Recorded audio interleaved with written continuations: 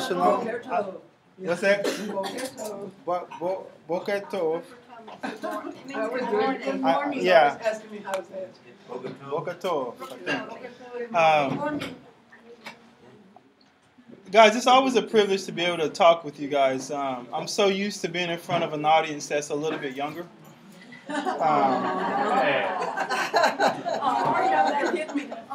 I didn't think that through before I said it. What I meant to say is they're younger, but less interested in what I have to say. And so it's nice when I see your eyes and I see your attentiveness. I really appreciate that. I want to say a quick prayer here. Father Yahweh, I thank you so much. Thank you for this opportunity to be able to share your word. Thank you for the blessings and prayers already over your Torah and that it may be spoken clearly. Father, bless the ears that hear. It says, he who has an ear, let him hear. And I pray that you bless the ears and hearts and the spirits, Father, and that we may get your word. Use me as your conduit, Father. Look past my faults. Look past my weaknesses, my errors, and see the needs of your people here today.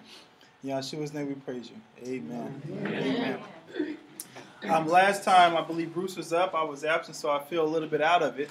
But we covered Genesis 48, 49, 50, I believe. Is that right? Finished the book. All right, so we finished it. Oh, that's it. There we go.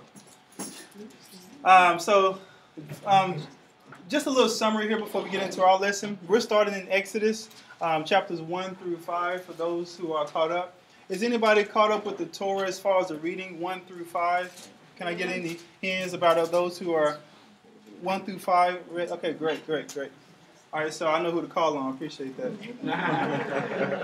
I'm kidding.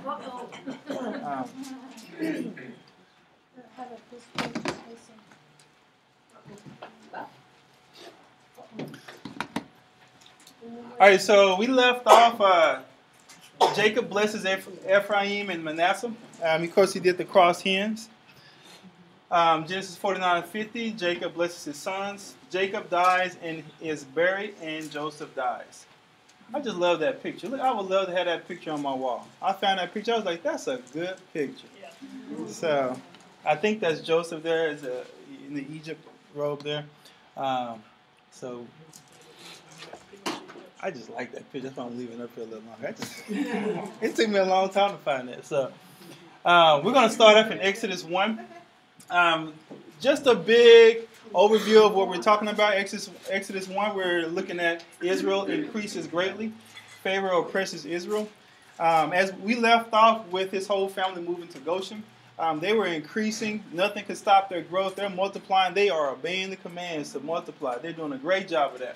So Goshen is being filled up. We have a change of kings that we'll read about here in a second.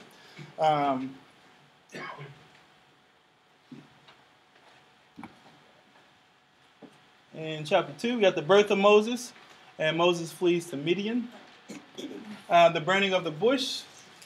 In 3, 4, Moses is given some powerful signs as reassurance. Moses then goes back to Egypt. And he's told to make bricks without straw. Anybody seen that movie? There's bricks in there, yeah. A lot of what?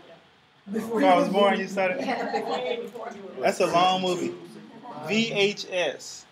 Yes, we had the movie as kids. We loved to watch that. Say again?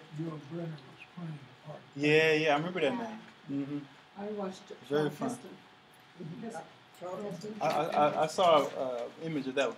All right, so Exodus 1, we're going to just go ahead and pick up our reading in Exodus. Let me see if my stuff will work so that we can do that.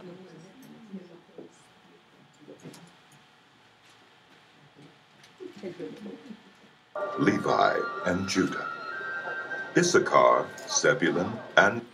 All right, we're in Exodus 1. The book of Exodus.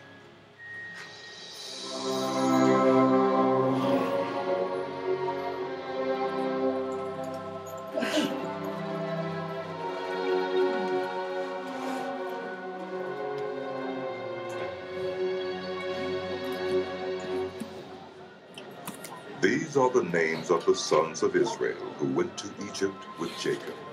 each with his family: Reuben, Simeon, Levi, and Judah; Issachar, Zebulun, and Benjamin; Dan and Naphtali; Gad and Asher. The descendants of Jacob numbered 70 in all.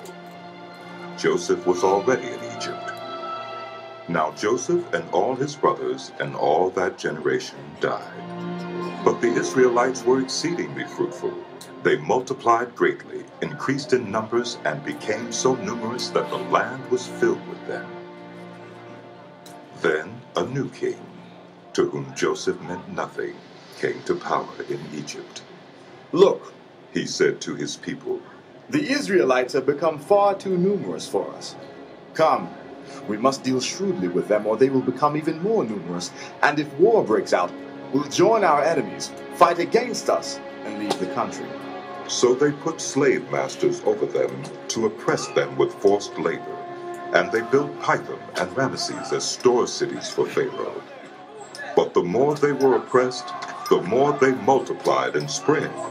So the Egyptians came to dread the Israelites and worked them ruthlessly. They made their lives bitter with harsh labor in brick and mortar, and with all kinds of work in the fields. In all their harsh labor, the Egyptians used them ruthlessly. The king of Egypt said to the Hebrew midwives, whose names were Shiphrah and Puah, When you help the Hebrew women in childbirth, and observe them on the delivery stool, if it is a boy, kill him. But if it is a girl, let her live. The midwives, however, feared God, and did not do what the king of Egypt had told them to do. They let the boys live. Then the king of Egypt summoned the midwives and asked them, Why have you done this? Why have you let the boys live? The midwives answered Pharaoh, Hebrew women are not like Egyptian women.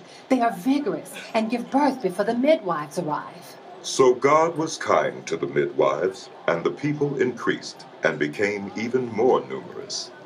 And because the midwives feared God, he gave them families of their own. Then Pharaoh gave this order to all his people: Every Hebrew boy that is born, you must throw into the Nile. But let every girl live. Now a man... All right, we'll pause there.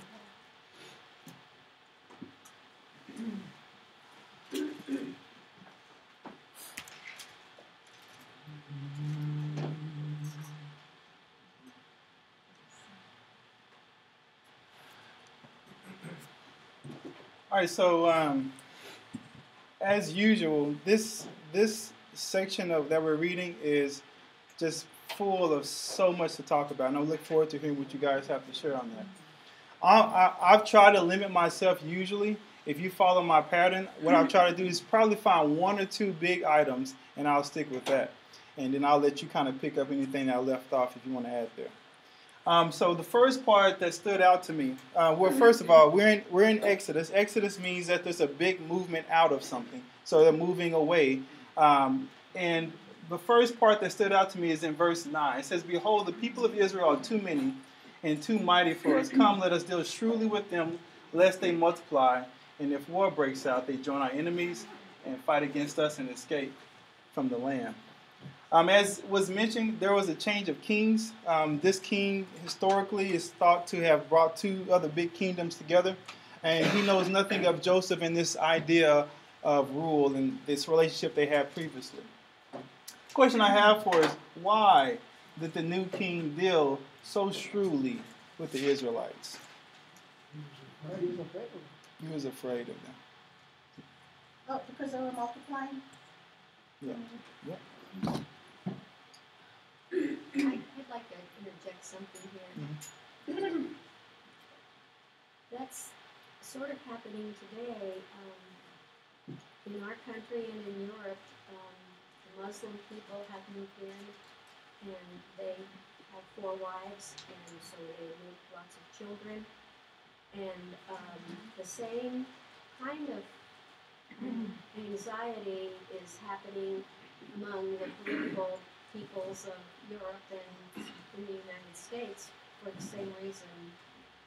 They're population is growing, and how will that affect the nations? Right. So Pharaoh had a good point in being afraid, because these people have different ideas. They don't follow the same gods we do. So they could be disruptive to Egypt. So Pharaoh, he had a good point, I think. Right. I think you're spot on. I think we don't mind a lot of people coming as long as those people are like me. Yes. So, but if those people are not like me, I got like you think differently. You're from a different place. Different God. But the problem is, like she said, with the Muslims, is that they want their own laws. And so, to come to our country and tell us what kind of laws they're going to abide by. And, the Jews maybe had their own laws, but they were in a certain little section. They didn't, Right. mess with everybody else and try to convert them. And it starts out.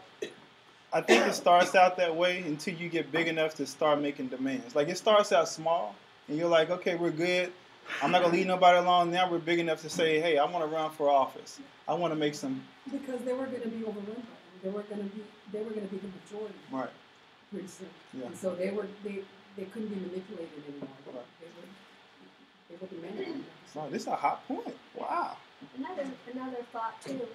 They were making a difference because when they left Egypt, it wasn't just the Jews that left Egypt. There were a lot of proselytes that they had made in Egypt that went with them. A lot of converts. Right, converts. Right. So along those same lines, this is what startled me. Everyone put their finger on the well. Why did he deal with them so shrewdly? Did they do anything wrong? Yeah. They hadn't done anything wrong at all. Brandon, my point on this is that this Pharaoh that came in didn't have the respect that the previous Pharaoh had because of the things that Yahweh showed Joseph and through a couple different regimes. So there was a mutual understanding when he put him in charge of this whole country. So he had a lot of respect for him. As Joseph aged and of course the generations came to pass, that respect was lost. So he started seeing the Israelites as a lower class of people because Joseph no longer represented them in strength, even though they had the numbers. I think that had a lot to do with why he immediately put the chains of bondage on them. Yeah. And we're talking about the right stuff, guys, because the guy before knew Joseph. He knew that. So you feel comfortable around people you know. I don't care how many. Like, I know you. I get you. But when I come in and I see a whole lot of people and I don't know what you're going to do, I have to be preemptive and say, okay, let me do this just in case. So what did he do? Because he was afraid.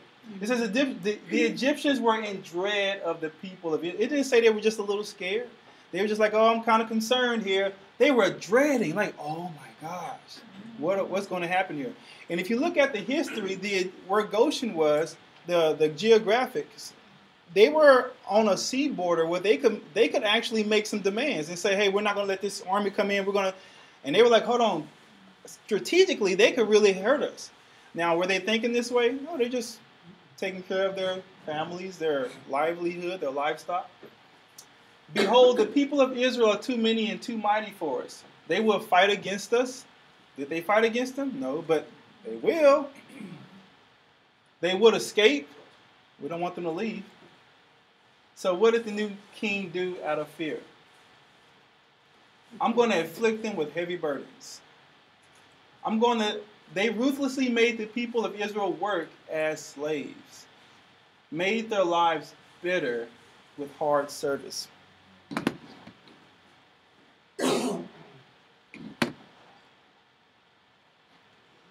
Commanded midwives to kill the sons, commanded sons to be thrown into a Nile. I want to mention this, guys, because look at the power of fear. They didn't do anything yet.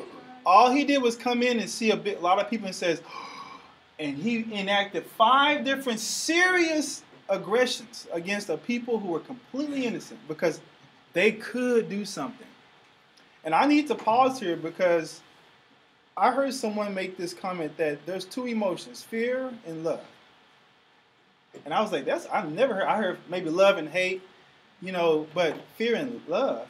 He says, if you think about it, most of the time you're operating out of one or the other. And I started looking at my own heart, and I realized that was pretty true. I haven't tested it across the board, but I'm like, hold on, fear. If you're operating out of fear, you start saying things like, I'm not going to let you talk to me like that. Why? Because I'm afraid you're going to make me look bad.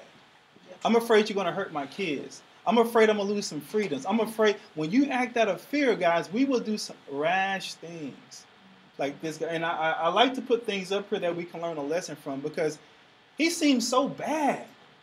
But we can be that same person if we let fear dictate what decisions we make. I can give you an example that's real simple. You know how some people are used to defending themselves. When I was younger, I was like 14, no, maybe I was 16. But anyway, my older brother, we lived with my older brother. And one time I came up, I started with him, I come and stood in front of me, and he just hit me. That's your first instinct. Is that you're going to do whatever it takes to defend yourself, right, or to take care of yourself. Right. When you're afraid, afraid. That's your first reaction. You retaliate, you attack. You go into attack mode. You go into Defensive mode. Yeah. Defensive mode, and you do whatever it is.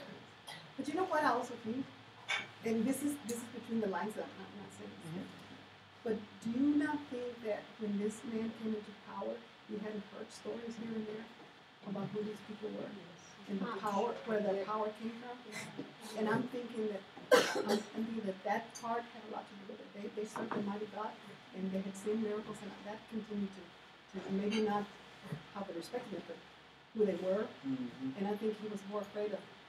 He might have been more afraid of that. Yeah, great point. Because there was power there. I don't know, because later on he says, who is Jehovah, then I should do what he says. So, no, but just the reputation, just the reputation that these people were not just ordinary people. And how were they multiplying faster than them? That means something. Now, I think you're talking about when Moses comes back. And he's talking to Pharaoh, and Pharaoh's like, "Who is this Yahweh guy?" I think he had died. This guy had died already, because they said the people who are after you are dead.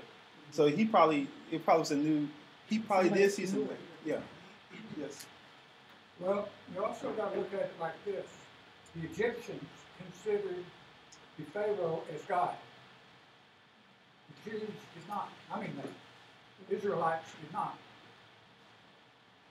The Hebrews considered God as God, and not the. And so he knows they are not loyal to him. The other Egyptians are loyal to him because they consider him a god. But these people are not even loyal to him because they don't even consider their gods their God. Right. That's a good point. Yeah, they could defect any moment because we're not under your. There's a question as to whether or not the Pharaoh was an Egyptian or not. But he was the God. Yep. The other Egyptians considered him God. Gotcha. Yeah, you're right. No fighting.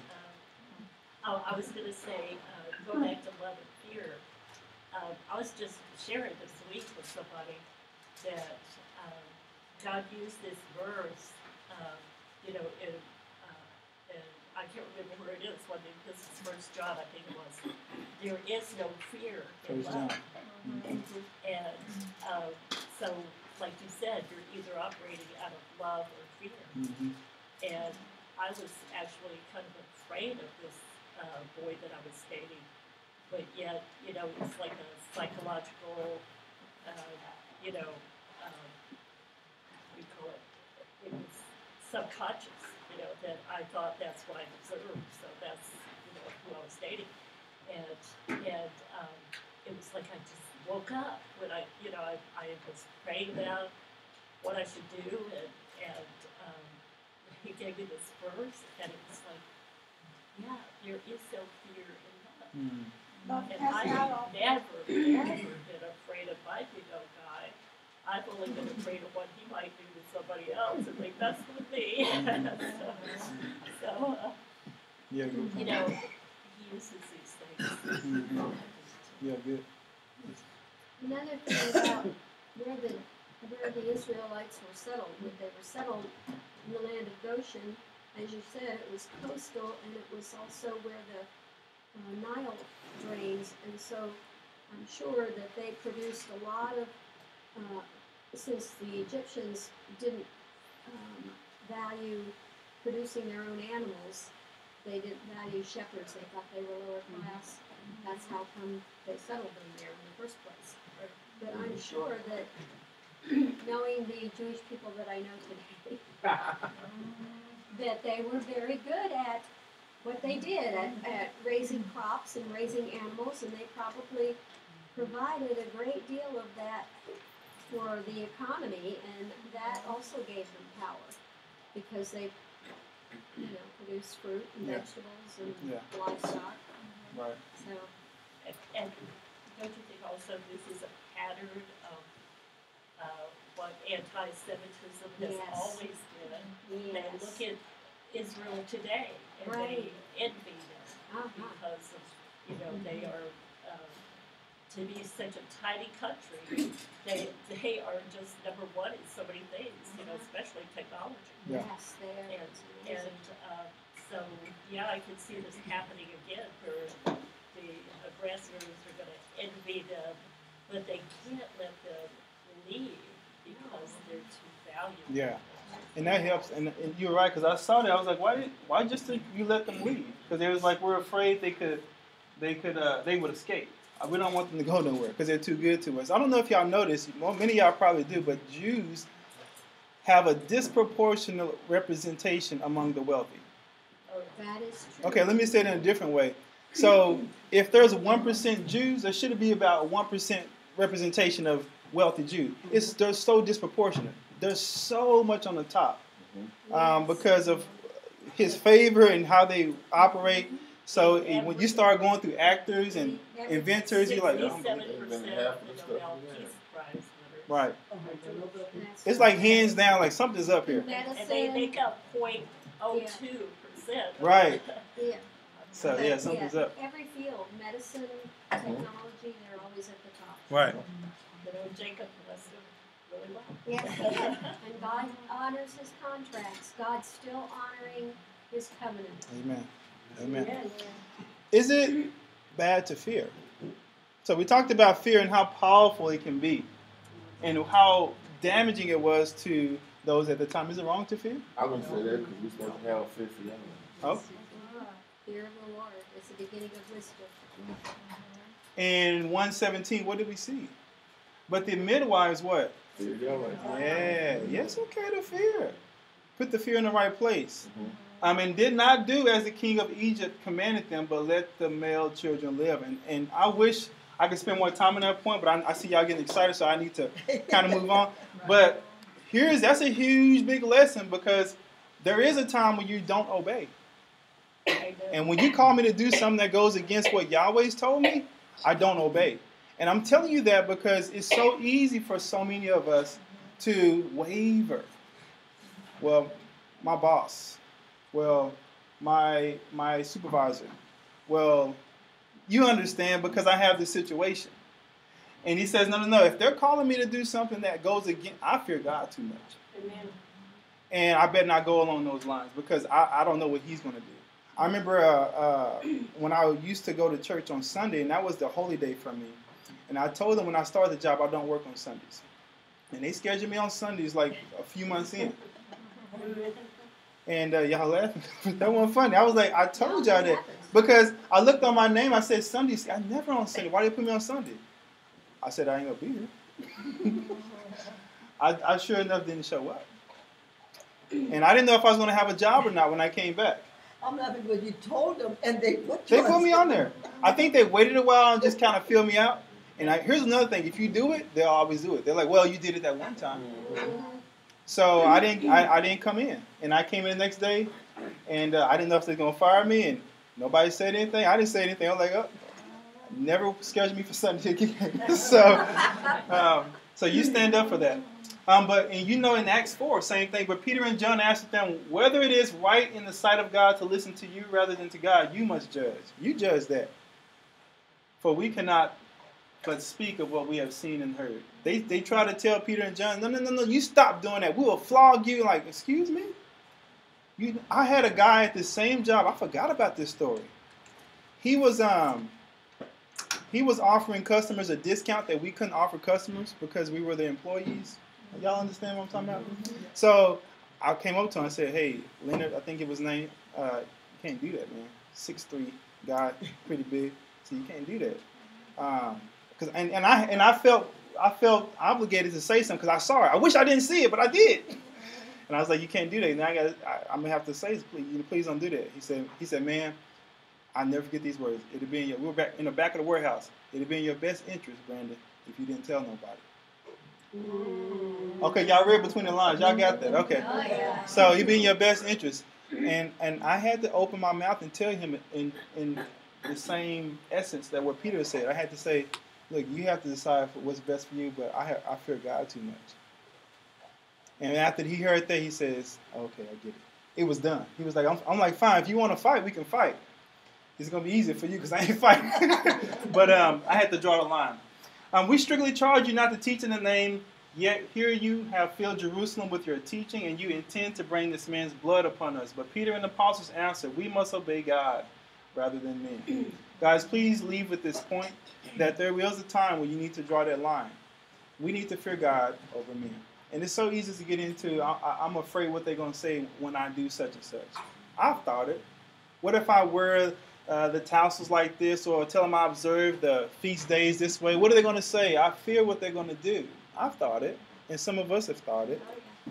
But we must not let that lord over us. So what did the king do because of their fear? What did the true king do because of their fear? We read it. So God dealt with them with the midwives. And the people multiplied and grew very strong, and because the midwives feared God, he gave them families. See, Yahweh is watching you carefully and closely and quietly. Amen. I'm going to say that again. Yahweh has his eyes on you. He's watching you carefully, closely, and quietly. He may not sing out these bells like, oh, let me tell you what so-and-so did with so. He's just, I'm watching you. I see your heart. I think Galatians says, do not grow weary of doing good, for at the proper time you will receive the reward. Don't grow weary. You're not going to get a lot of encouragement for that. But he says, I'm watching you. I'm going to multiply you, grow your families, make you strong. Yes, ma'am. I'd like to go back one place there we talked about. We strictly charged you not to teach in this name. Yet you have filled Jerusalem with your teaching, and you are trying to bring this man's blood upon us. Man's blood. I've heard a lot of people say mean things to Jewish people, calling them Christ killers. But you have to realize that God only charged one people with the responsibility of offering sacrifices to him. He gave that responsibility to the Jews, to the priests in particular, the Levites. So they were the only ones allowed to offer sacrifices to him. So they were the only ones who would have been allowed to offer the Lamb of God to take away the sins of the world. They had to do it. It was their job. Even though they weren't cognizant at the time that they were working in the will of God, they were actually doing the will of God when they crucified the Christ, because they were the only ones allowed to make a sacrifice. Going back to the midwives, I think it's amazing that we have the names of the midwives, but we don't know which pharaoh it was. Interesting. So that just shows, sometimes we think, oh, who am I? God isn't going to see this, and he's not paying attention. But like you said, he has his eye on us. Good point. Great point. But sometimes the names in the Bible mean something significant, and I haven't looked up the names of these two midwives, but I'm very curious since you said that as to what their names actually mean. Sure. Very good. I can't remember about Puak, but Shifra is the feminine form of shofar. Oh, cool. So, and the pulat is something to do with opening, you know, like she would be a midwife, you know. So it has to do with sounding out, you know, with the shofar and opening the word. Mm-hmm. Very good. Wow. Well, y'all should make these conversations really rich. What does it mean to fear? I want to close this and go to the next point with that question. What does it mean? What's the definition of fear? I heard an acronym that I thought fit aptly. You may have heard it. F-E-A-R. Fear. False evidence appearing real. False evidence appearing real. That's fear? False evidence appearing real. It's not really there. They didn't really do anything yet, but they could. Most of what we experience as fear, guys, and causes us so much stress and anxiety, most of those things would never happen. You just get that. They would never. Well, something might happen to my kids on the way home if they. It probably won't.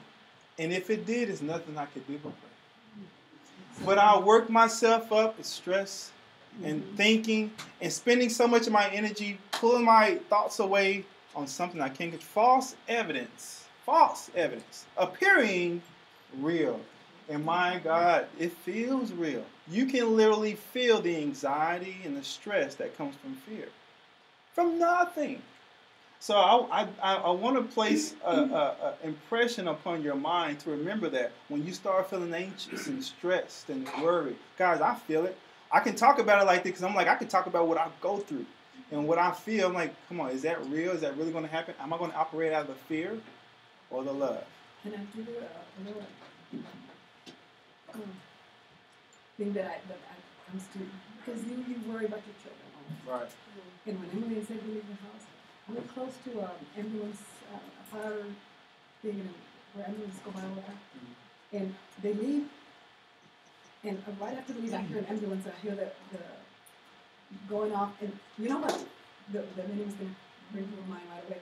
So I always pray for them when they leave, and I pray, I add to this, but the main point is this: Father God, keep me safe, keep them alert, keep their partners in all working condition, for which protection around them from all careless, all harm. And then I pray, you're sure. So, but the first thing that comes to your mind is fear. They just left. Right. They just left, and there's traffic, and she doesn't, sleep right and stuff. So that's fear.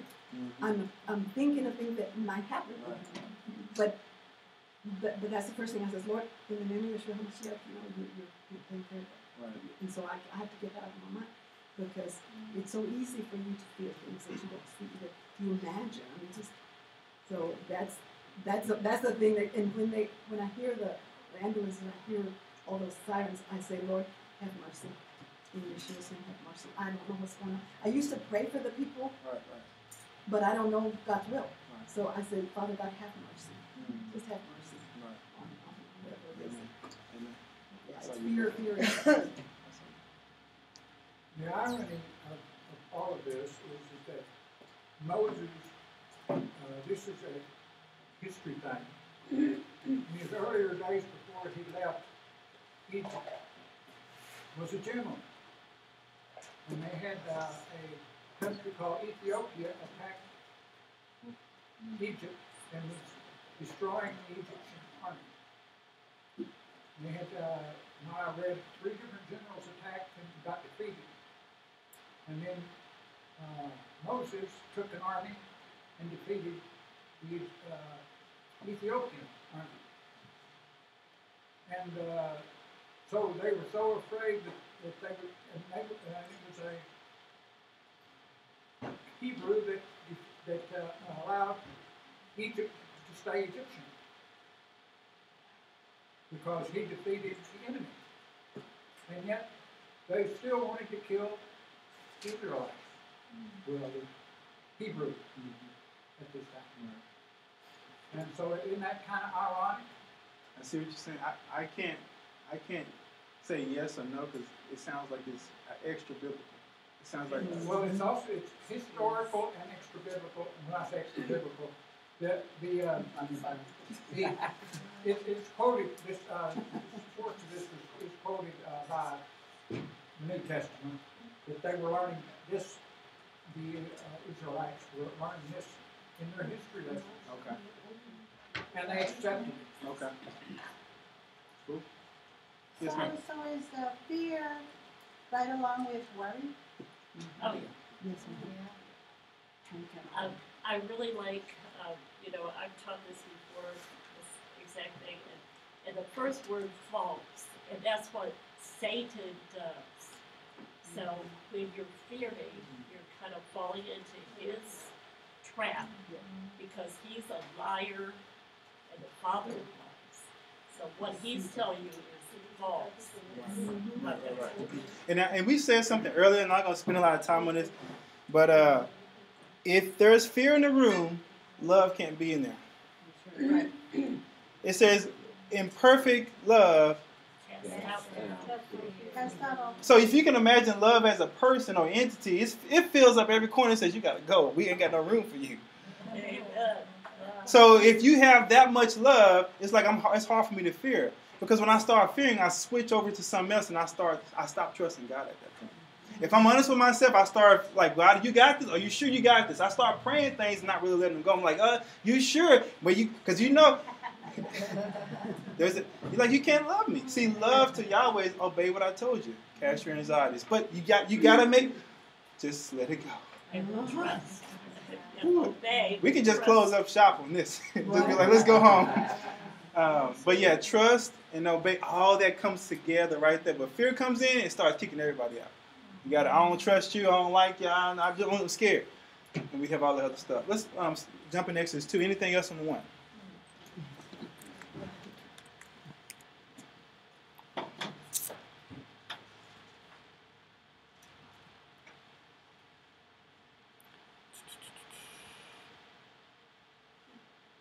The house of Levi married a Levite woman, and she became pregnant and gave birth to a son.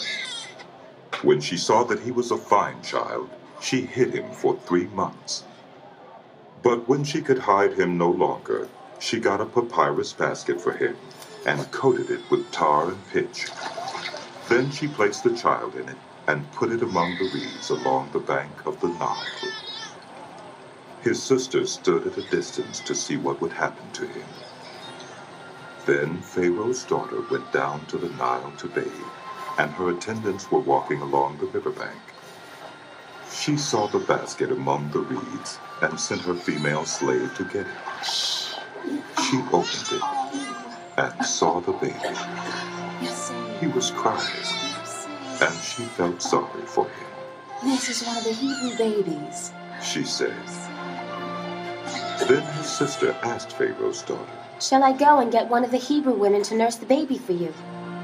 Yes, go, she answered. And the girl went and got the baby's mother. Pharaoh's daughter said to her, take this baby and nurse him for me, and I will pay you. So the woman took the baby and nursed him. When the child grew older, she took him to Pharaoh's daughter, and he became her son. She named him Moses, saying, I drew him out of the water. One day, after Moses had grown up, he went out to where his own people were and watched them at their hard labor. He saw an Egyptian beating a Hebrew, one of his own people. Glancing this way and that, and seeing no one, he killed the Egyptian and hid him in the sand.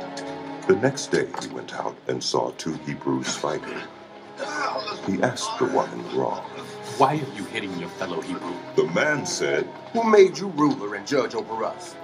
Are you thinking of killing me as you killed the Egyptian? Then Moses was afraid and thought, what I did must have become known. When Pharaoh heard of this, he tried to kill Moses.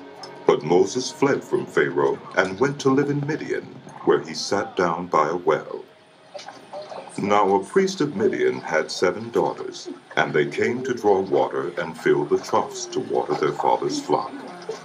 Some shepherds came along and drove them away.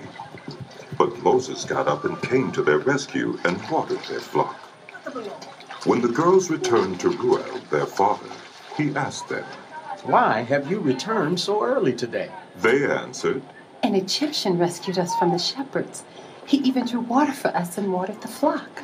"And where is he?" he asked his daughters. "Why did you leave him? Invite him to have something to eat." Yes. Moses agreed to stay with the man who gave his daughter Zipporah to Moses in marriage. Zipporah gave birth to a son, and Moses named him Gershom, saying, I have become a foreigner in a foreign land. During that long period, the king of Egypt died. The Israelites groaned in their slavery and cried out, and their cry for help because of their slavery went up to God. God heard their groaning, and he remembered his covenant with Abraham, with Isaac, and with Jacob. So God looked on the Israelites and was concerned about them.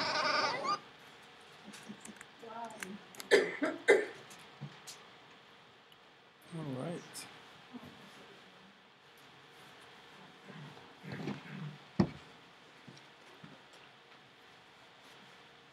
Little Moses. When she got him no longer, she took for him a basket made of bulrushes and daubed it with bitumen and pitch. Hey, I put some Hebrew in there. I don't know if Miss Dottie can see it. I'm proud of myself, Miss Dottie.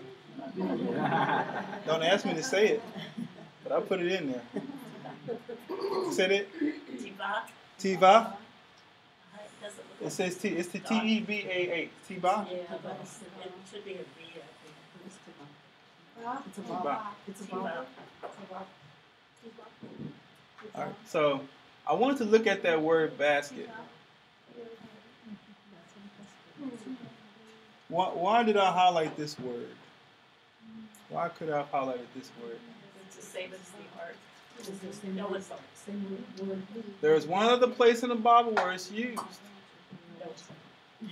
You give it away. I'm not calling on you no more. You were looking at me. I know. I'm messing. I thought that counted. That's okay. Yeah, Noah's Ark. And this word, there's only 2 times it's used. For his basket and for Noah's Ark.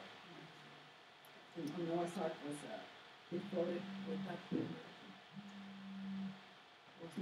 Mm-hmm. So you kind of answered my question.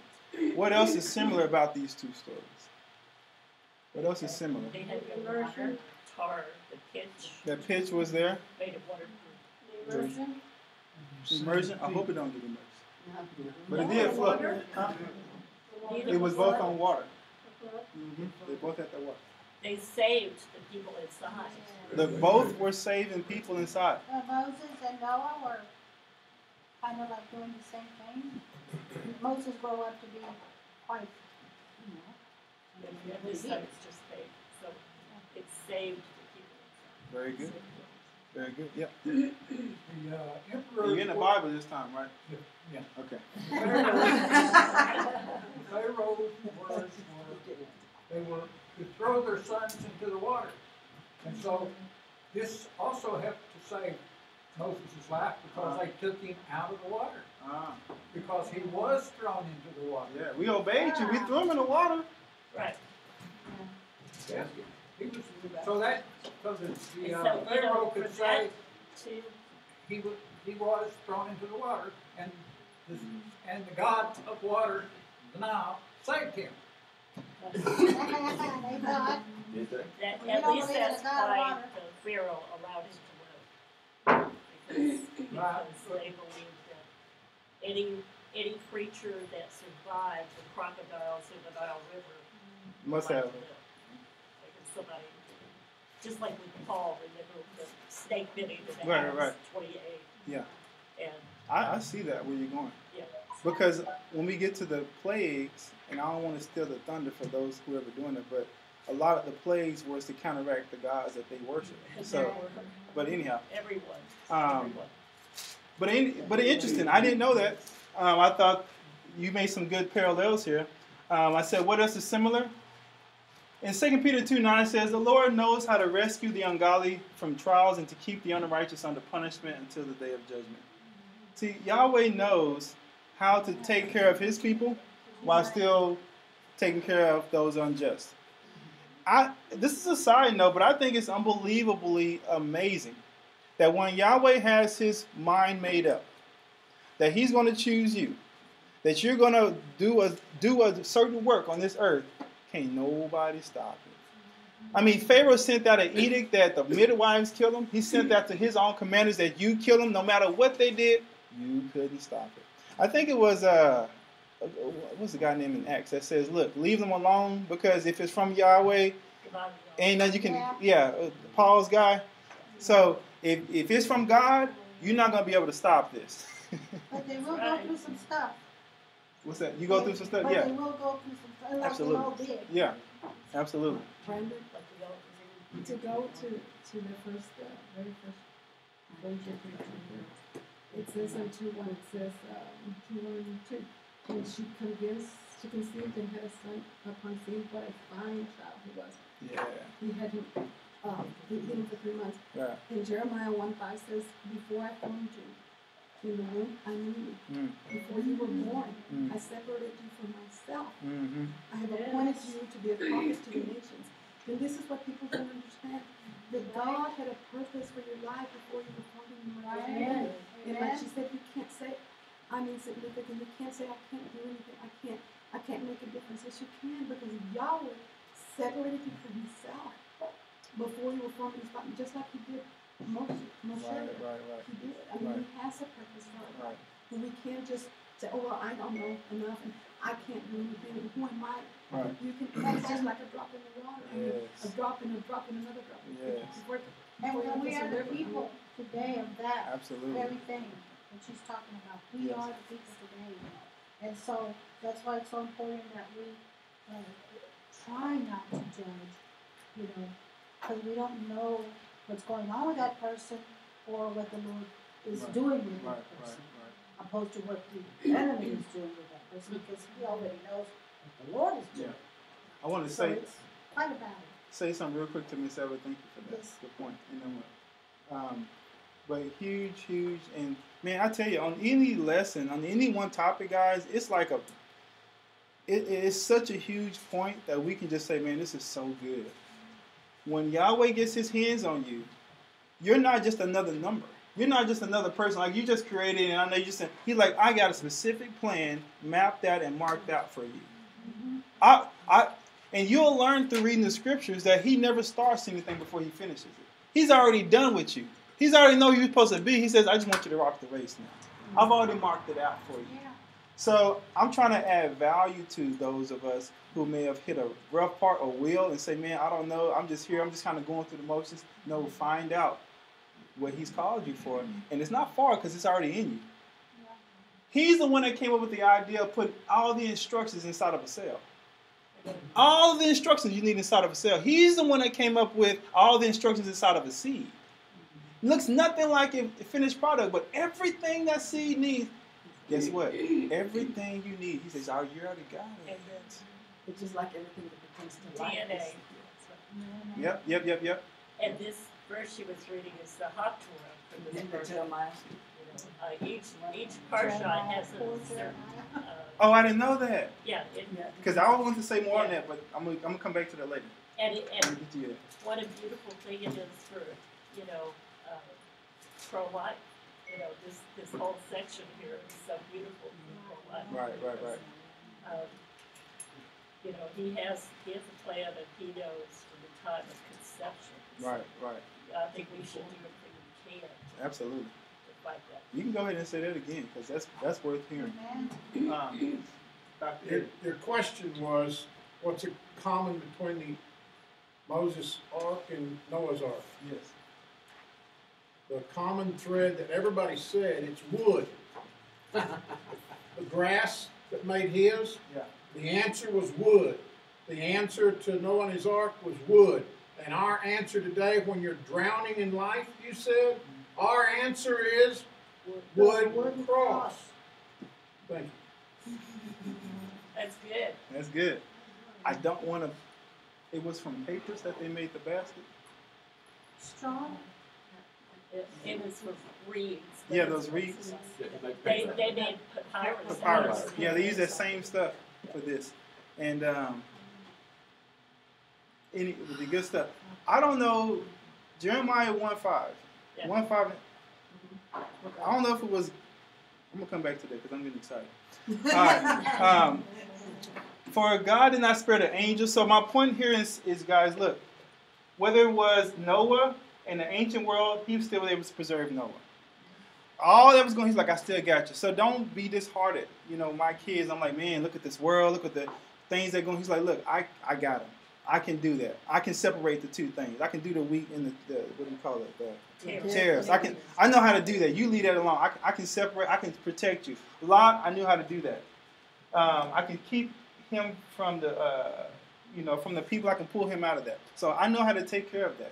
And he did that exactly with Moses. Exodus 8:22. But on that day I will set apart the land of Goshen where my people will dwell, so that no swarms of flies shall be there. And you may know that I'm Yahweh. I won't spend too much time because I know that's coming up. But the idea, guys, he knows how to keep it separate. He knows how to take care of his people. John 17, I've given them your word, and the world has hated them because you are not of the world, just as I am not of the world. I do not ask that you take them out of the world, but that you keep them from the evil one. So you can keep them here, but I know how to protect you.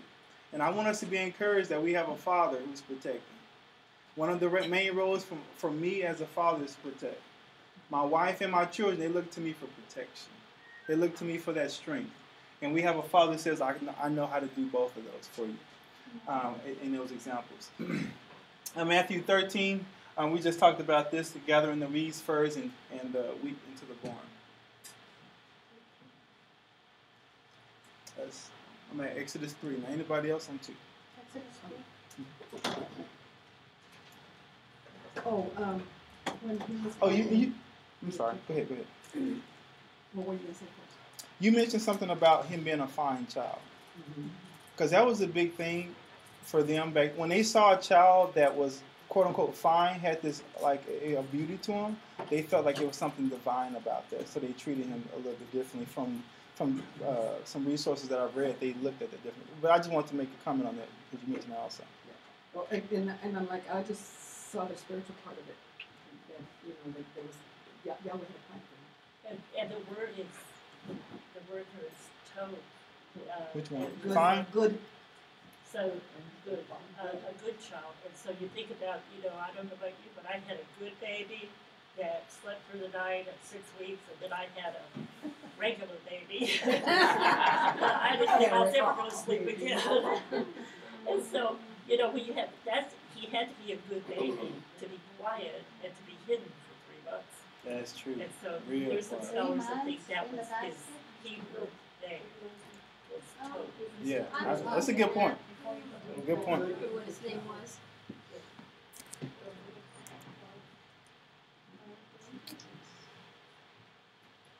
All right, shall we continue reading, or is there something else? I was looking at the word I have written Acts 7:22, and I think it's when the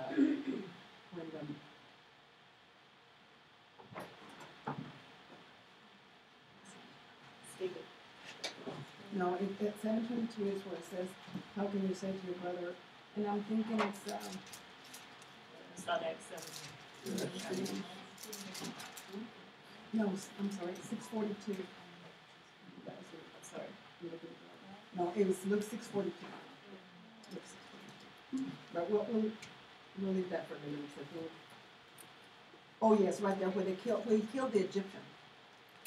It says he looked this way, that when he had killed the Egyptian, he struck because he was mistreated one of his kinsmen. And I read Luke 6:14 says, "How can you say to your brother, let me remove the splinter from your eye, whom you yourself don't see the log in your own eye? You hypocrite, first take the log out of your own eye. Then you will see clear so that you can remove the splint from your brother's eye." And sometimes we jump to conclusions and we judge our brothers and without knowing the full facts. And so I think that's where he went in and he was He says, why are you hitting this companion here? He retorted, who appointed you ruler and judge over us? So I think, I know that God had his plan for the whole thing, but he says he also works everything together for those who love him and call according to his purpose. But he also jumped the gun and did this. You know, killed an Egyptian. He literally took it upon himself to be judge and ruler and do that. Right. But here it tells us that we can't do things like that. Yeah.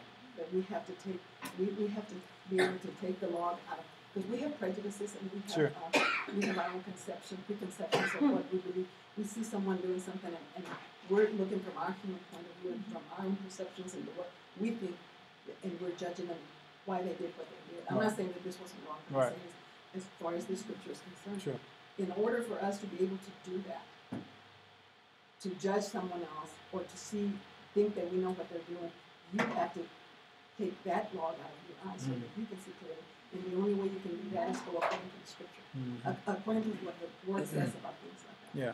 We can't just take the law into our own hands, God's law or Earth's law, the land, the law of the land, into our own hands without seeing clearly what the Word of God says. Right. And I think to me, taking the log out of your eye would be to see clearly what God's right. Yeah, and you have to wonder if that Israelite didn't have an attitude, though, because, you know, to me, Moses was probably protecting an Israelite from getting killed by the Egyptian. But then when he went out and tried to separate, trying to judge fairly between these two, I don't think that he was judging them or misjudging them. I think they weren't ready for it.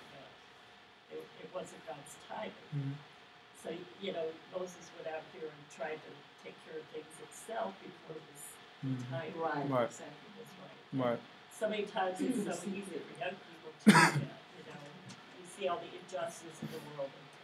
And we need the young people to grow up and see the injustice and do something about it. But like she said, to do it in the right channel, you know, not just. And again, it goes back to he's a Levite. You know, he has this anger problem. And another thing, like last night I was talking to someone and they started telling us, she started telling me about her job that she has and the people she encounters, and she sees so much injustice, and she sees the difference between how an Anglo person is treated in the same circumstance and a Hispanic. You know, she was telling me the same person committed the same crime, yet this person was treated differently than the other. That's true. And it's true, but also I said, Mija, you have to see the whole picture. I see a lot of injustice. I see people in the street that are Anglo. The majority of people in the street right now are either black or mostly Anglos. And I'm like, so there's people that have been abused, misused, you know, come from the war that are really, they're in a circumstance they can't get out of. I said, I see injustices in every area, and in every race, in every nationality. I don't see just one. I said, because you're thinking that you're Hispanic or you know, and you're thinking your side of it, just like Moshe was. But the fact is, there is injustice everywhere. Right. And you gotta see it. I mean, Emily went last New Year's. She was gonna cook something, so she was out. So Dollar General was real close and everything was close. So she said, I'm gonna go down there and see if I can have, I don't know what it was. I don't know what it was. Anyway, and she went over there, she found this lady, she comes back, she says, Mom, do you have some pants? You have, you know, something I can take to this lady, because she doesn't have, she just has a little blouse, real thin blouse, and it was really cold that day. I don't remember, it was really cold. And she said, and so I went and pulled some a jumpsuit, not a jumpsuit, but a sweatsuit, and I gave it to her, and it's pretty thick. And she said, do you have a coat? And I said, well, this is what I have. And she said, go look for Sarah's. And she took the coat, and then she went and bought her mittens, bought her scarves, even gave her money to go to the restaurant so she could go change in the bathroom, because they wouldn't let them go in there if they don't buy something. Yeah. So she didn't give her money. And what I'm saying is, she was Anglo. You see this everywhere. It's not just the Hispanics. It's not just the blacks. It's not just it's the fallen world. Yes, and I said, and that's I had to be able to make her see that. I said, baby, you gotta understand what the Word of God says, and he sees no difference. I said, yes, some of us are treated different, but in another, if you're on the other side of the point, you're gonna see that, and you can say, well, they, you know, why just us, or why me? Yeah. I said, so that's to me, it's like the same thing is that Moshe saw the injustice to his own people. Yeah. And then his own people didn't even appreciate what he was trying to do. True. Good point. Have you ever thought about who did this guy, this Israelite, think he was talking to? Moses was the grandson of Pharaoh. How did he get away with talking to someone in such a position? Because he saw him killed. Yeah. Because he saw him killed, and he had something, something on him. Mm-hmm. Yeah. Like black people. Why they didn't put this in the movie? And I want to say that real quick, and I'm going to come to you, Mr. Carter. Carter, right? I watched the movie Ten Commandments. Really cool. And but it messed me up a little bit because I'm looking at the Bible and I'm like, where's that part? What happened to that? So I just want to go on record right now, just guys, we got to be careful. That's why I don't watch them, because I'm critical. Right. I go by the word, and I'm like, well, I got it now, but you know, growing up, when I'm a kid. Those things are good to let your children see, but you better sit right there. Yeah. And say, you know, this is a movie, and they've changed things around. They changed. I'll watch the movie with my granddaughter, Yeah. and I'll say, yeah, that didn't happen. Because here's what happens. Whatever's precedent is true.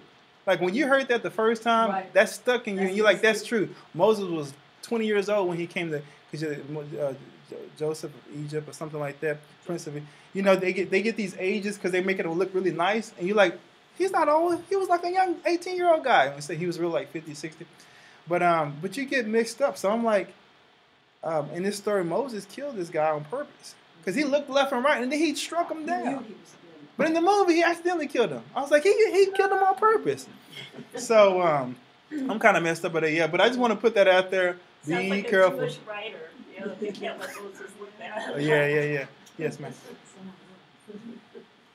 That's true. They wanted to make him look all good. But we're human beings, and we don't always do the right thing. We don't always. I mean, and this was a very bad thing Moses did, but God had determined he was going to use this man. So, and Pharaoh would have been justified in putting him to death, because, you know, it's not good to go out and just kill somebody. Right. David did the same thing. But God had a plan. Amen. God has a plan.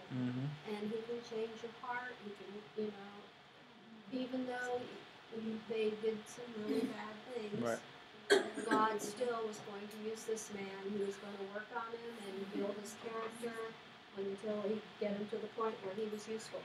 And he wasn't useful until he was 80 years old, so it took God some time to do some things with him. Amen. Yeah, and that was going to be my next question. You know, like David and all of them, they did wrong things, and God is not a God that says, okay, well, I'm going to change my mind because of what you did.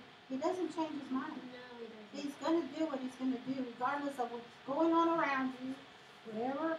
But the big thing too is it gives people hope.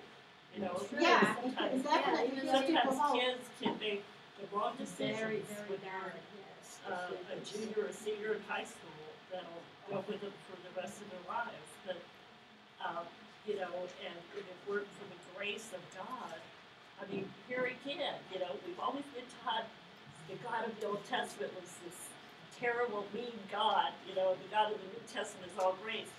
Wasn't it grace that he used Moses?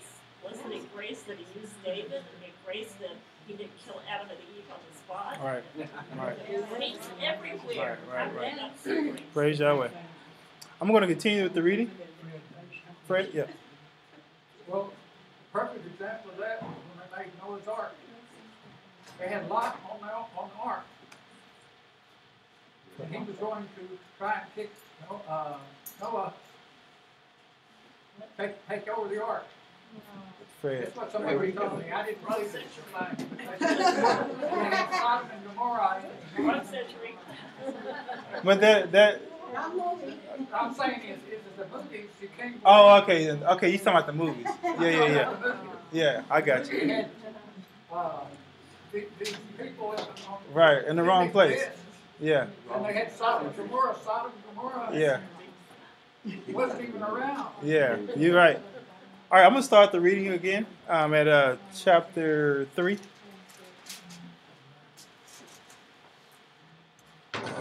Now Moses was tending the flock of Jethro, his father-in-law, the priest of Midian, and he led the flock to the far side of the wilderness and came to Horeb, the mountain of God. There the angel of the Lord appeared to him in flames of fire from within a bush. Moses saw that though the bush was on fire, it did not burn up. So Moses thought, I will go over and see this strange sight. The bush does not burn up.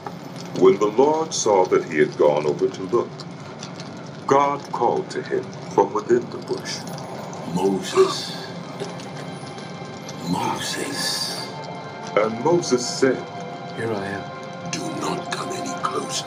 God said, Take off your sandals, for the place where you are standing is holy ground. Then he said, I am the God of your father, the God of Abraham, the God of Isaac, and the God of Jacob. At this, Moses hid his face, because he was afraid to look at God. The Lord said, I have indeed seen the misery of my people in Egypt. I have heard them crying out because of their slave drivers, and I am concerned about their suffering. So I have come down to rescue them from the hand of the Egyptians, and to bring them up out of that land into a good and spacious land, a land flowing with milk and honey, the home of the Canaanites, Hittites, Amorites, Perizzites, Hivites, and Jebusites. And now the cry of the Israelites has reached me, and I have seen the way the Egyptians are oppressing them. So now, go.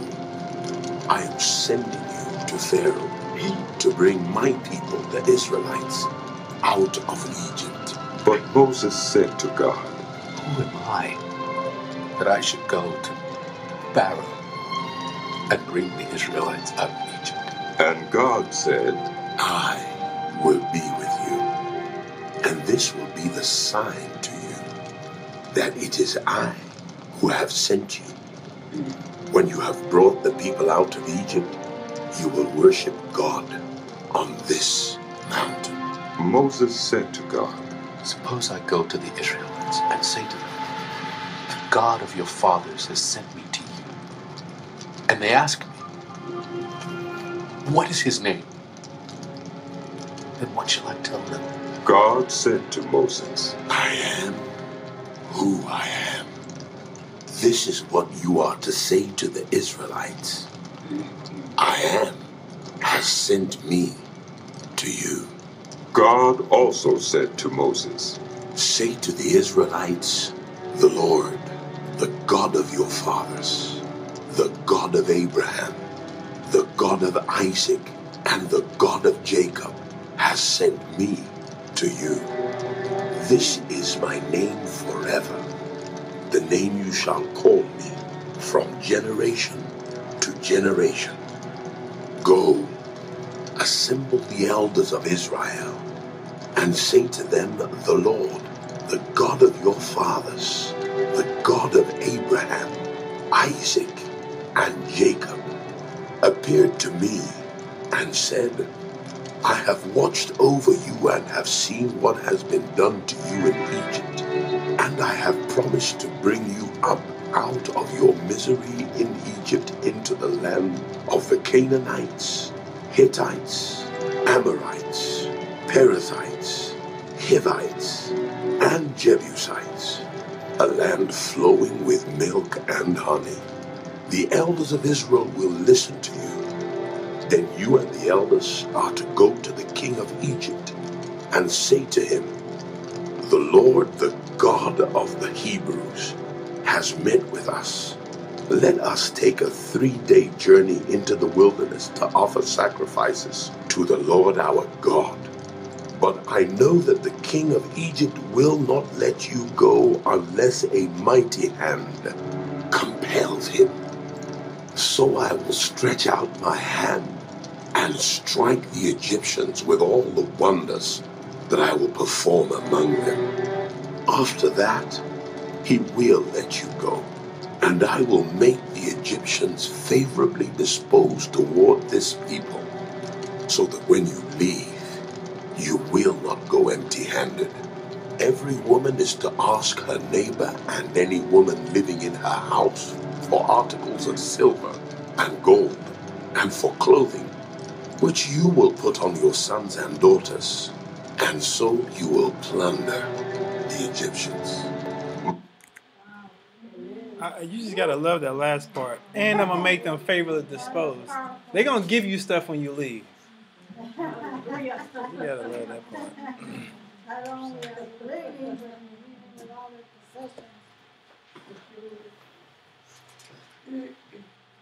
possessions. I'll be honest. This chapter's packed. Let me get this to move.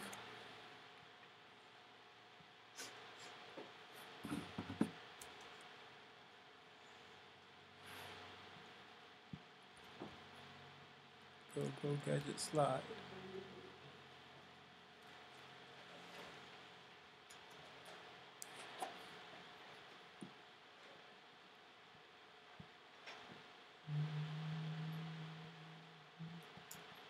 Oh, come on now.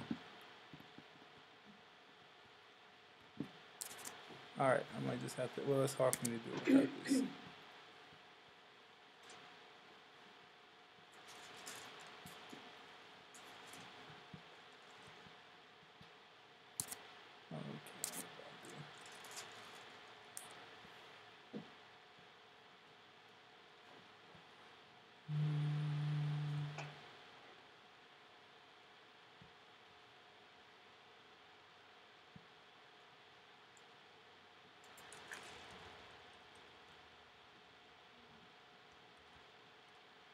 Here we go.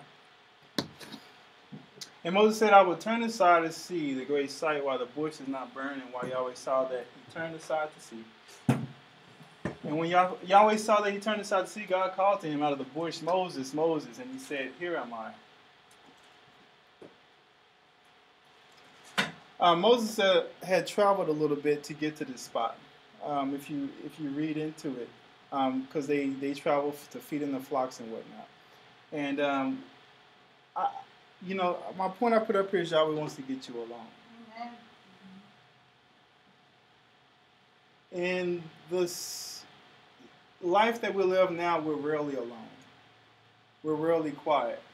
But he says, I will turn aside. He got his own plan. He's what he's about to do. But I'm about to turn aside. When Yahweh saw that he turned aside, he says, hey, Moses, Moses. Now think about this. Yahweh has the power to do anything he wants to.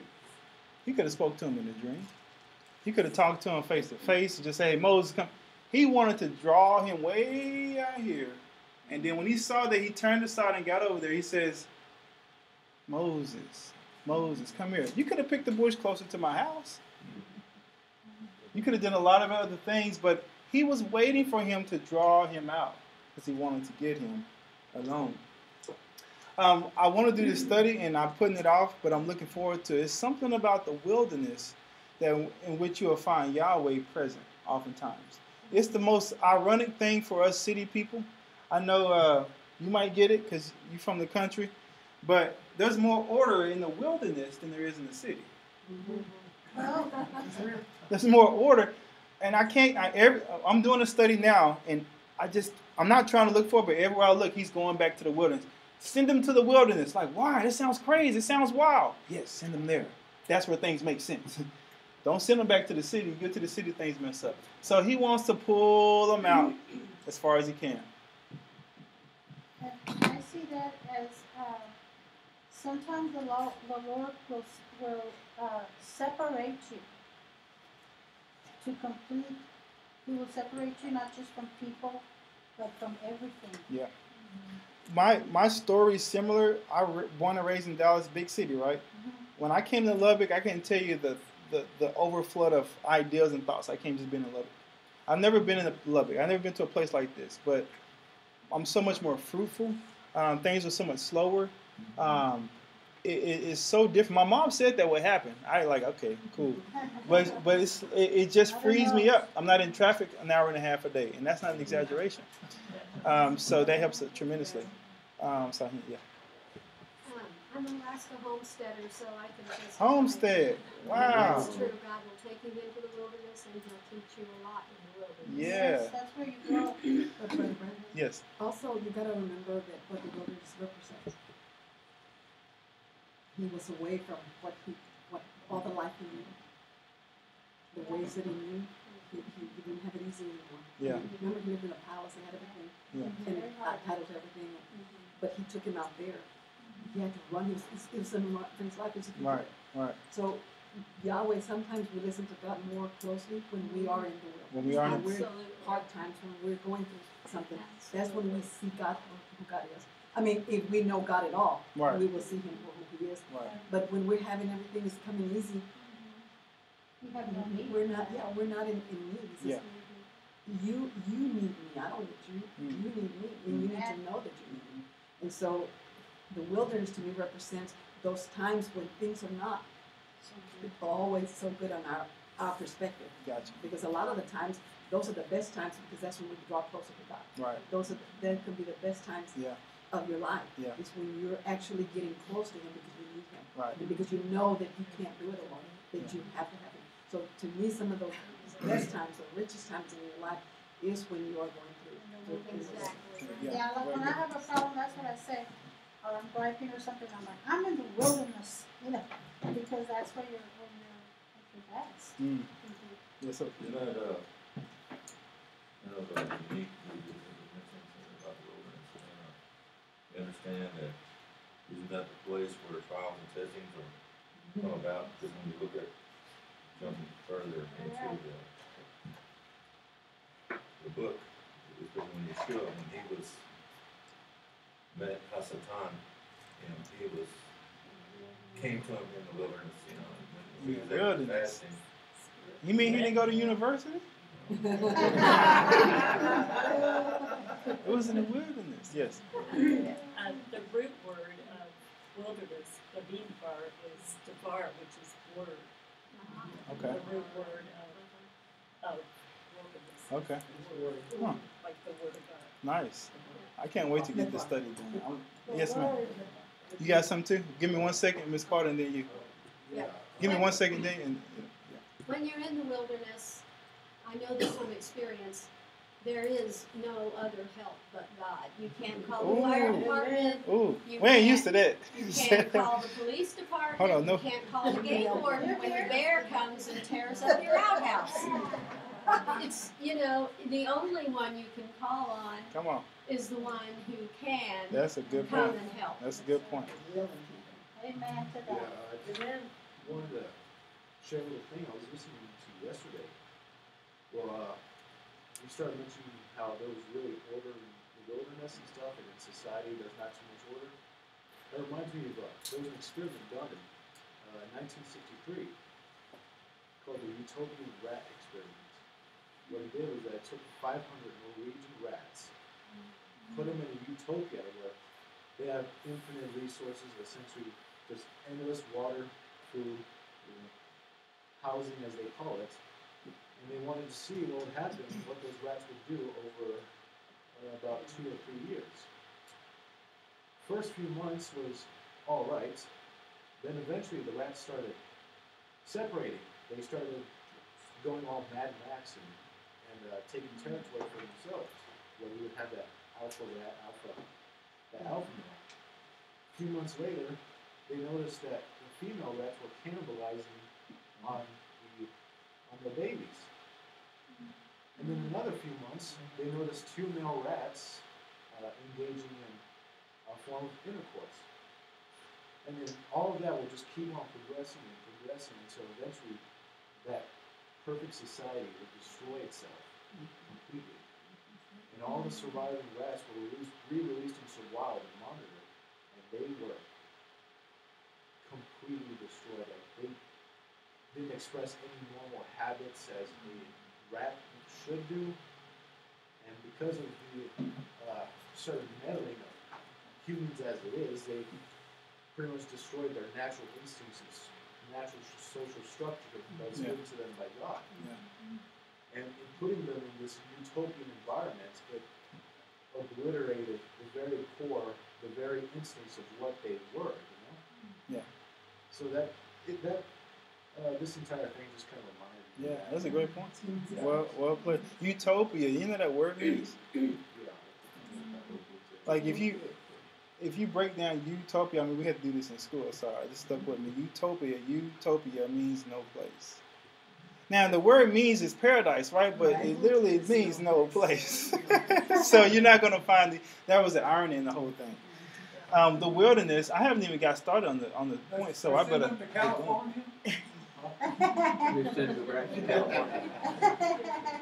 Remember, Yahweh got Jacob. It wasn't until Yahweh got Jacob alone. Remember that? In Genesis 33, he says, and Jacob was left alone. And the next sentence, here comes somebody. I've been waiting for you. Huge point, guys. He's talking to us. Yahweh got Moses alone. Then he said to Moses, come up to Yahweh, you and Aaron, Nadab, Abihu, and 70 of the elders, and worship from afar. Moses alone shall come near to Yahweh, but the others shall come near, and the people shall not come up with him. He was very, very, very, very strict about that. I remember that point. Don't come. Just no, not you. You come. I'm trying to do something with Moses, and it's a very intimate thing. Yahshua, I forgot about this point, but there's something similar with his disciples, didn't it? He had his 12 out of everybody else who followed him. He had 12 people. I'm not going to just get with those. I'm going to pull y'all aside. I'm going to get along. But out of those 12, he had what? 3. He had this 3. Were you showing favors? No, I need to pull him along. I need to get some alone time with you. Don't think that he don't want it with you. He wants to pull this alone time. And I got to show you this. Who wants to go here? There we go. Wilderness. Check your phone connections. See. Food and water. Show me the food, show me the water. I can barely get shelter if I'm good. Might be over there. Here's a guy right here. But my point is, we talk about wilderness, but it's not often a pleasant place. That's why they call it. Matter of fact, it has the word wild in it, and it sounds like untamed. Like, well, who wants to go there? But actually, it's in the wilderness, guys. Yes. Like you said, through the tough times, or sometimes through the physical you getting away, that you're going to find the closeness with God. You struggling with how intimate you are with Yahweh? I would beg to ask, how much time have you spent away by yourself? If you're not feeling connected, I would guarantee you, I can almost guarantee you, you're spending very little time away with Him. What if He keeps you in the wilderness? If He keeps me anywhere, I'm good. He keeps me, I'm good. Yeah. I stay in the wilderness. Average American, how we spend our time?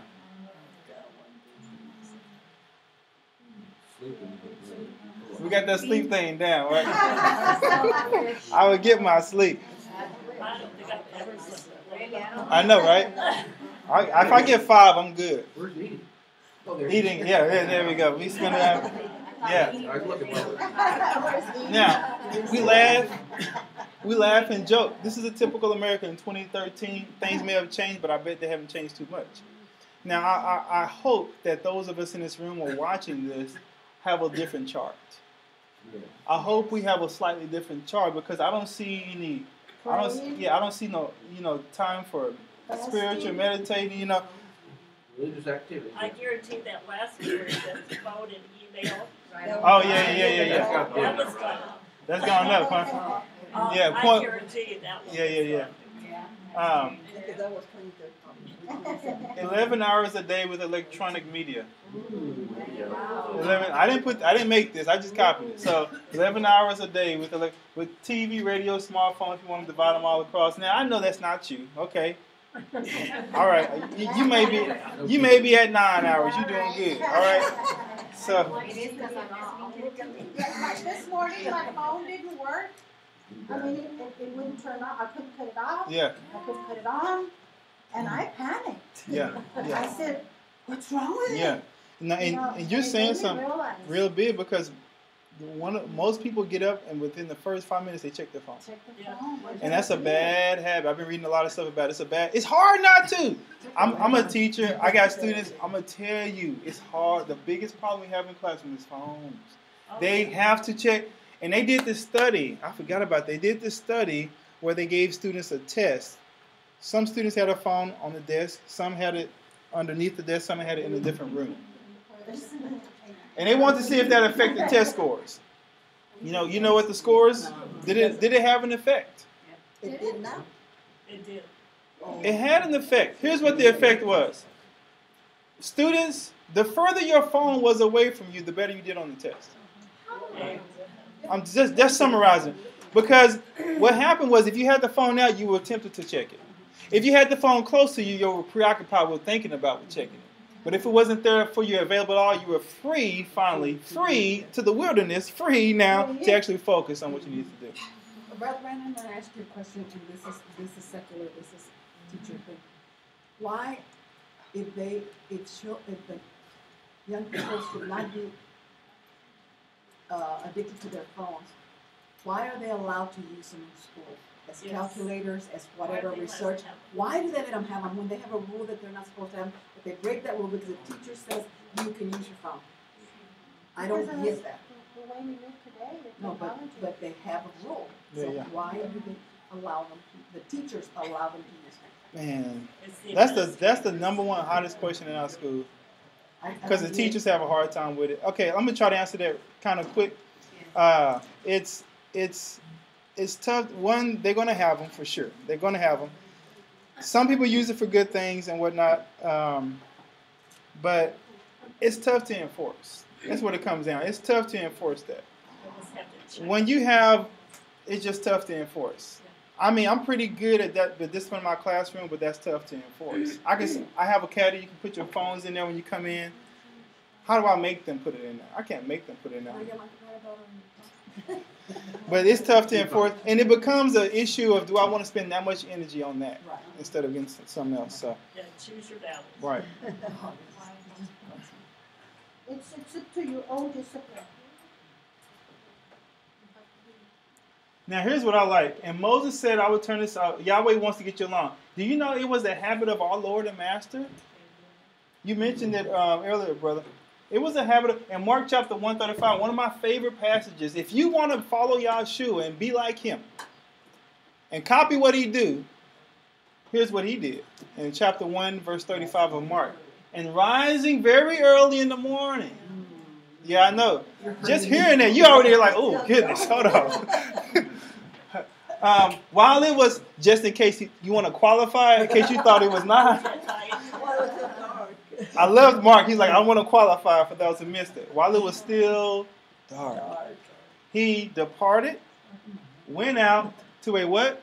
Desolate place, and there he worked out. No, he. Because I'm sorry, I'm serious. Because some people do that. Some people say, I'm gonna do all. They're sacrificing everything else, and no, I'm gonna kind of do the prayer. And he's like, no, I'm just gonna focus on the prayer. Very early in the morning. Left the house, went to a solid place where he prayed. You take 5 of those and you say, I want to challenge myself to be like him. Without leaving the house, brother. Without leaving the house. You have a definite place in your house. I have to, I'm in the garage. No, it's colder in the front than outside. Yeah, but you're right. Guys, I'm telling you personally, it's something different when I pray in the house and when I leave. I wish I could have the same effect, but when I leave and take a walk, it's a certain different connection that I get. And it's so powerful. Even when he was most wanted and popular, but now even more than a report about him went abroad and great crowds gathered to hear him and to be healed for their infirmities. But he would withdraw to desolate places and pray. Mm-hmm. Another version says he often withdrew. Mm-hmm. Think about this. He's not trying to announce it anywhere. You just kind of see him constantly just going to go pray. Do you leave that often? Do you pull away that often? Or I hate to admit, am I too busy to pray? If you're too busy to pray, you are too busy. After dismissing everyone, if you remember this story, Immediately, he and his disciples get in the boat and go before them on the other side while he was dismissed the crowds. And after he had dismissed the crowds, he went up the mountain by himself to pray. There's nothing wrong with corporate prayer. It's great, powerful. When evening came, he was there alone. All by yourself? Amen. All by yourself. If all you do spiritually is when we get into this room, you're going to be very disconnected. Like if that's your crux of most of what you get is when I get together on Sabbath, that's most of what I do, you're going to be very disconnected. He does the corporate, but it was mostly alone. When starting his ministry, then Yahshua was led up by the Spirit into the wilderness to be tempted by the devil. You mentioned this earlier. And he was how old when he started his ministry? 30. Come on. He didn't really get started. Yeah, that's good. But he didn't really get started to 30. Think about how much he saw by 30. How frustrated he was by 30. Think of how many injustices and how many infirmities he saw. And now it's time to go. Finally, he's 30, and the Spirit says it's time to go to the wilderness. Like, what you mean? I got work to do. We got stuff to do. We got places to go. I got to change this world. I got 3 years with these guys, and you know they hard to, man, I got to, come on. I need every day with them. He said, I need the first 40 days in the wilderness by yourself. Guys, you got to get that. And I'm going to move on this point, but you got to get that. That much time alone with, if he felt the need to do that, how much more you and I? Amen. Going back to that point, when he was 12, he was able to talk one-on-one with the most learned doctors of the law of the world at that time. And they were just amazed at his understanding. He spent 3 days, but yet he went back and he submitted himself to his earthly mother and father. Because the reason he was doing all this, spending this time, was because Satan always has an alternative plan for us. You know, well, this is good, but what is the best? Right. You know, what does God want? Right. You know, he doesn't want us eating off that tree of the knowledge of good and evil. He wants us to go for the tree of life. Yeah, you go. Yeah. The best. Yeah. That's a good message, too. Don't do what's good, do what's right. Because what's good isn't right for you. He was tending to his father's business, absolutely. Oh, don't do that to me. So, let me see if I can get one quick here.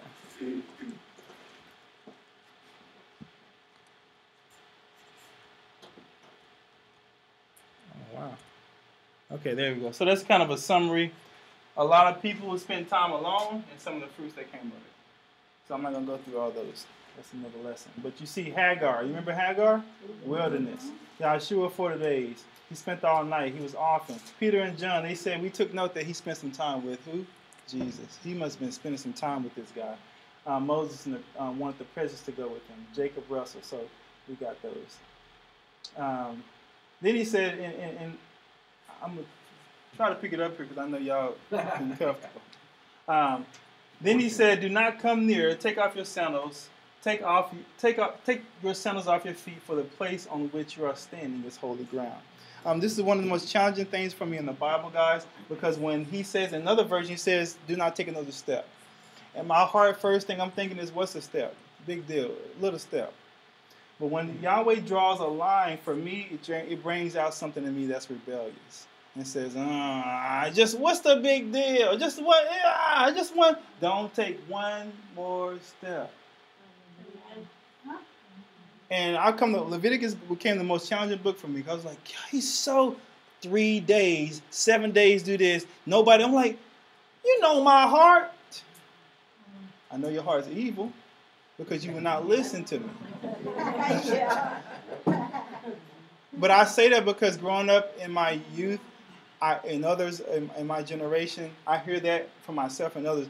God knows our heart. We cool. He's good. He's like, no, I told you not to take another step. I love you, but take another step and I will kill you. Do that. And that almost happened to Moses. Thou shalt not cross that line. Be careful and obey all these commands.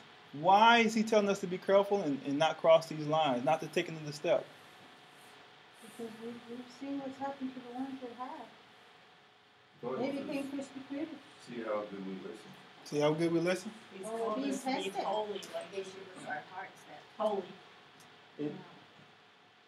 And he'll tell you exactly what he tells you. I love it because he's not just saying, I'm just telling you. He says, I'm going to tell you why. Why? What is he saying? That, That you may live. yeah, I'm trying to help you. Yeah. You're fighting me. You're kicking against the goats. You're thinking that you're going to be free. I can't wait to be free. Like the fish who jumped out of the pond. I'm free. So, but as a young person, and I'm speaking to any of us who have that spirit, as a young person, I fight against that. Like, I'm going to do what I want to do. But there's boundaries that you have to be in that makes you free. But if you step out those boundaries, that's not freedom, that's death. That's dumb and death. So he says, I'm doing this so that you may live, so it may go well with you, live long life. Your children will be, everything going to go well if you follow what I tell you. Huge deal. God said to Moses, say this to the people, the Lord God, your father is the God of Abraham, Isaac, and Jacob has sent me. This is my name forever, and thus I am remembered throughout all generations. So what is his name, according to this verse? I am that I am.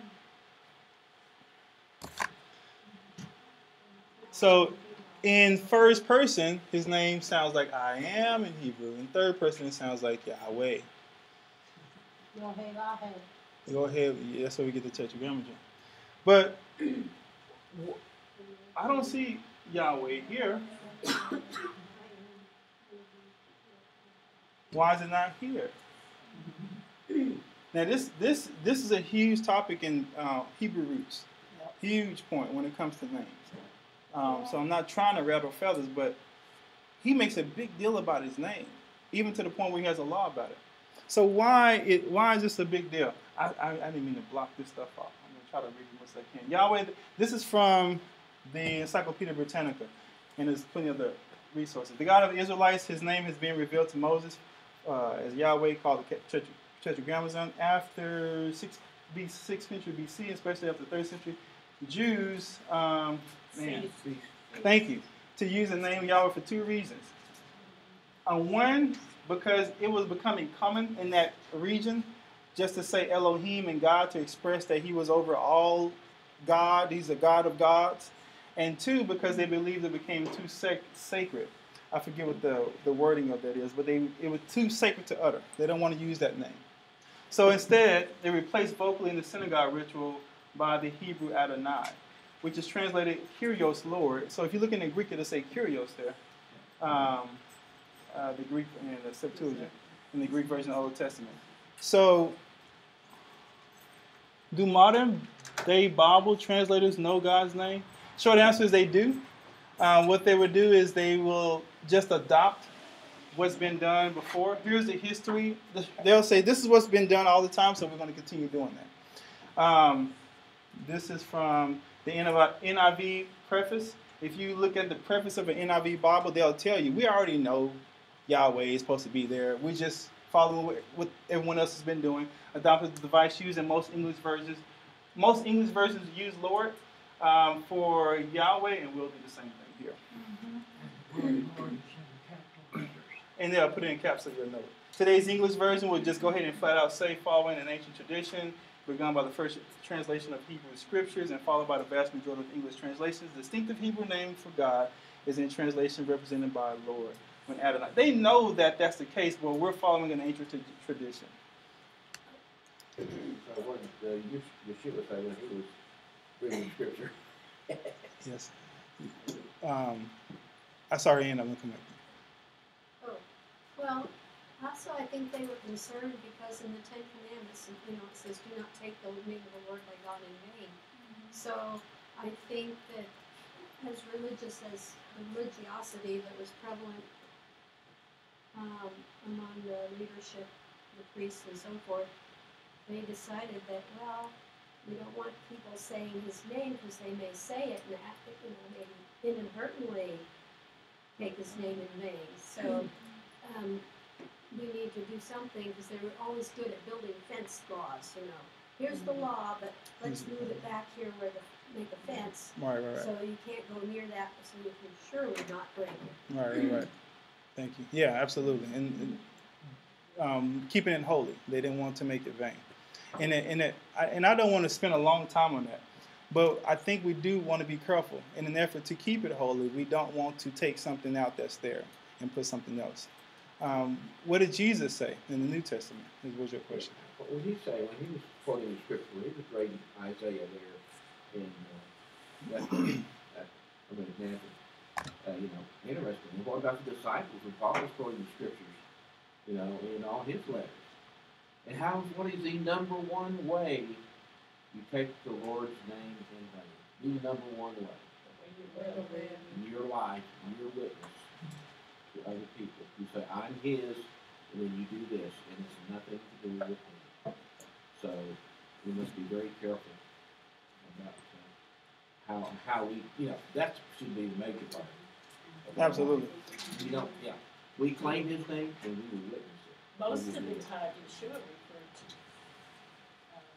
Yahweh as Father, as Abba. But some people, I'm sorry. It's a hot topic, so I know we're not gonna camp out here, but I spent a good bit of time on this, and that kept coming up. What about the New Testament? So I did a lot of testing on the New Testament and found out that in the New Testament, some of it there's a gospel like Matthew originally written in Hebrew, but Yahweh was actually there, and they took Yahweh out from the New Testament. And what they did at first is left it blank because they didn't want to put nothing there. Eventually, they placed it with Kyrios.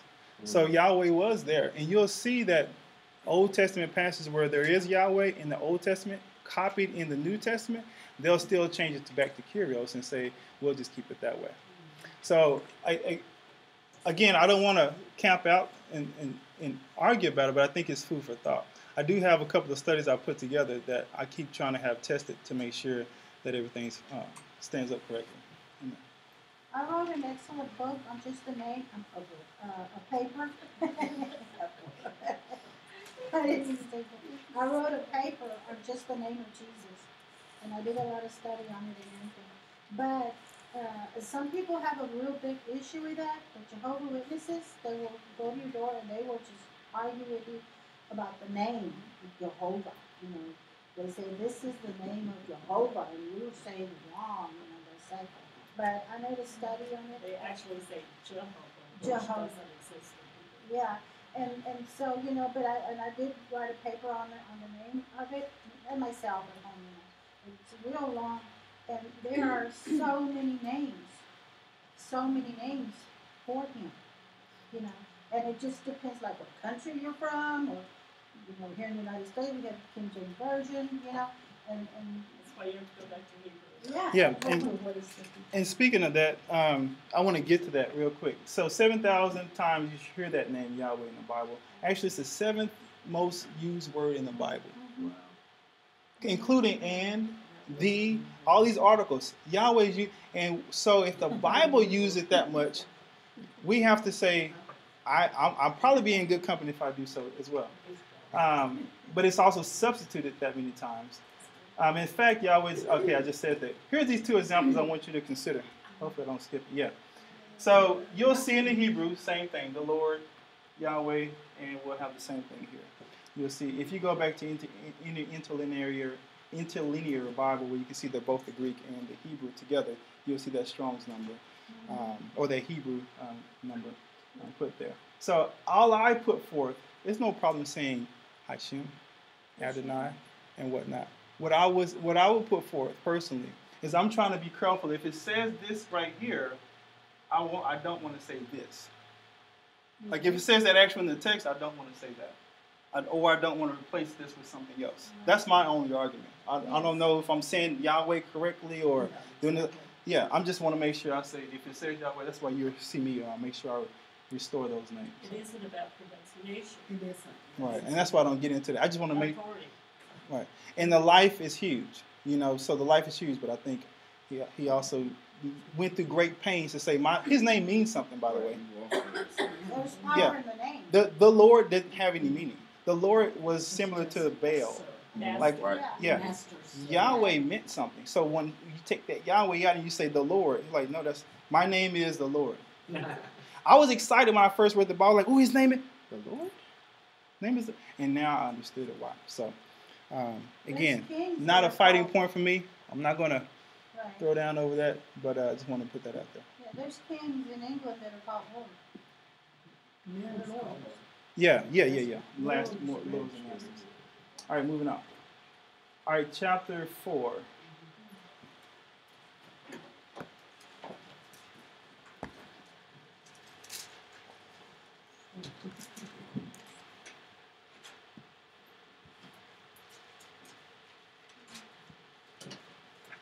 Moses answered, what if they don't believe? Well, listen to me and say, the Lord's not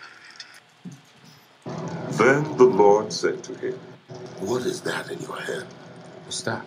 He replied. The Lord said, Throw it on the ground. Moses threw it on the ground, and it became a snake, and he ran from it. Then the Lord said to him, Reach out your hand and take it by the tail. So Moses reached out and took hold of the snake, and it turned back into a staff in his hand. This is so that they may believe that the Lord, the God of their fathers, the God of Abraham, the God of Isaac, and the God of Jacob, has appeared to you. Then the Lord said, Put your hand inside your cloak. So Moses put his hand into his cloak, and when he took it out, the skin was leprous. It had become as white as snow. Now put it back into your cloak, he said. So Moses put his hand back into his cloak, and when he took it out, it was restored like the rest of his flesh. Then the Lord said, If they do not believe you or pay attention to the first sign, they may believe the second. But if they do not believe these two signs or listen to you, take some water from the Nile and pour it on the dry ground. The water you take from the river will become blood on the ground. Moses said to the Lord, Pardon your servant, Lord. I have never been eloquent, neither in the past, nor since you have spoken to your servant. I am slow of speech and tongue. The Lord said to him, Who gave human beings their mouths? Who makes them deaf or mute? Who gives them sight or makes them blind? Is it not I, the Lord? Now go, I will help you speak and will teach you what to say. But Moses said, Pardon your servant, Lord. Please, send someone else. Then the Lord's anger burned against Moses, and he said, What about your brother Aaron, the Levite? I know he can speak well. He is already on his way to meet you, and his heart will be glad when he sees you. You shall speak to him and put words in his mouth. I will help both of you speak, and will teach you what to do. He will speak to the people for you, and it will be as if he were your mouth, and as if you were God to him. But take this staff in your hand, so you can perform the signs with it. Then Moses went back to Jethro, his father-in-law, and said to him, Let me return to my own people in Egypt, to see if any of them are still alive. Jethro said, Go, and I wish you well. Now the Lord had said to Moses in Midian, Go back to Egypt, for all those who wanted to kill you are dead. So Moses took his wife and sons, put them on a donkey, and started back to Egypt. And he took the staff of God in his hand. The Lord said to Moses, When you return to Egypt, see that you perform before Pharaoh all the wonders I have given you the power to do. But I will harden his heart so that he will not let the people go. Then say to Pharaoh, This is what the Lord says. Israel is my firstborn son, and I told you, let my son go so he may worship me. But you refused to let him go, so I will kill your firstborn son.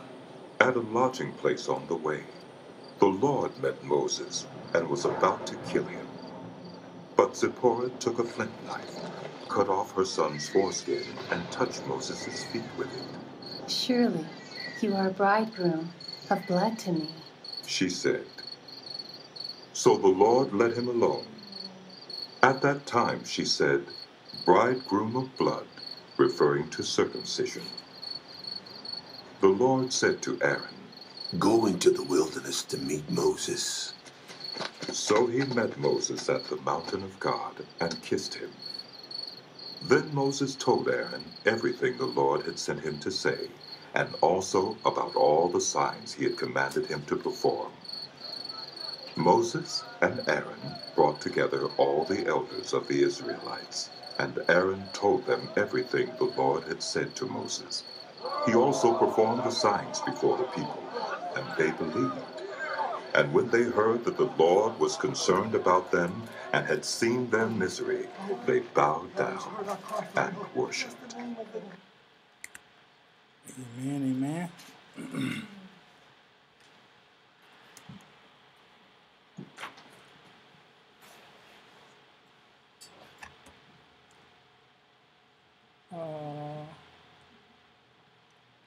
Okay, that's fine. 3 and 4. Moses ran from the snake. I thought he was used to snakes. But Yahweh said to Moses, put out your hand and catch it by the tail. So he put out his hand, and it became a staff in his hand. Why did Moses run from it? He didn't want to get bit. Thank you. It's not that deep. What did Yahweh tell him to do? Pick it up. Pick it up. Did he do it? Yes. Would you? If God told you? I got to be sure. Is that you? Yeah. I have a question. I don't know if you know the answer, and I don't know if anybody does, but I've pondered this particular section of Scripture. Why these particular tests, particularly the snake? Because usually a snake represents Satan, evil things. So I'm wondering why the snake, the leprosy, and the blood on the ground. There must be very significant reasons why these particular tests were, why God chose this. It must be something that the people believed or something. There's something, otherwise he could have told them, well, wave your hand and this will happen. I think it goes all the way back to the garden. The seed of the serpent and the seed of the woman. And remember also. And Yeshua actually became sin. And so, like when he picked it up, it became solid, it became wood. It became that wooden cross upon which sin died. Okay. And then when he put it back down, it showed the resurrection. Brandon, was Diane the one that's supposed to reach in here? The snake. Get the snake, Diane? That was Miss Dottie. Dot goes?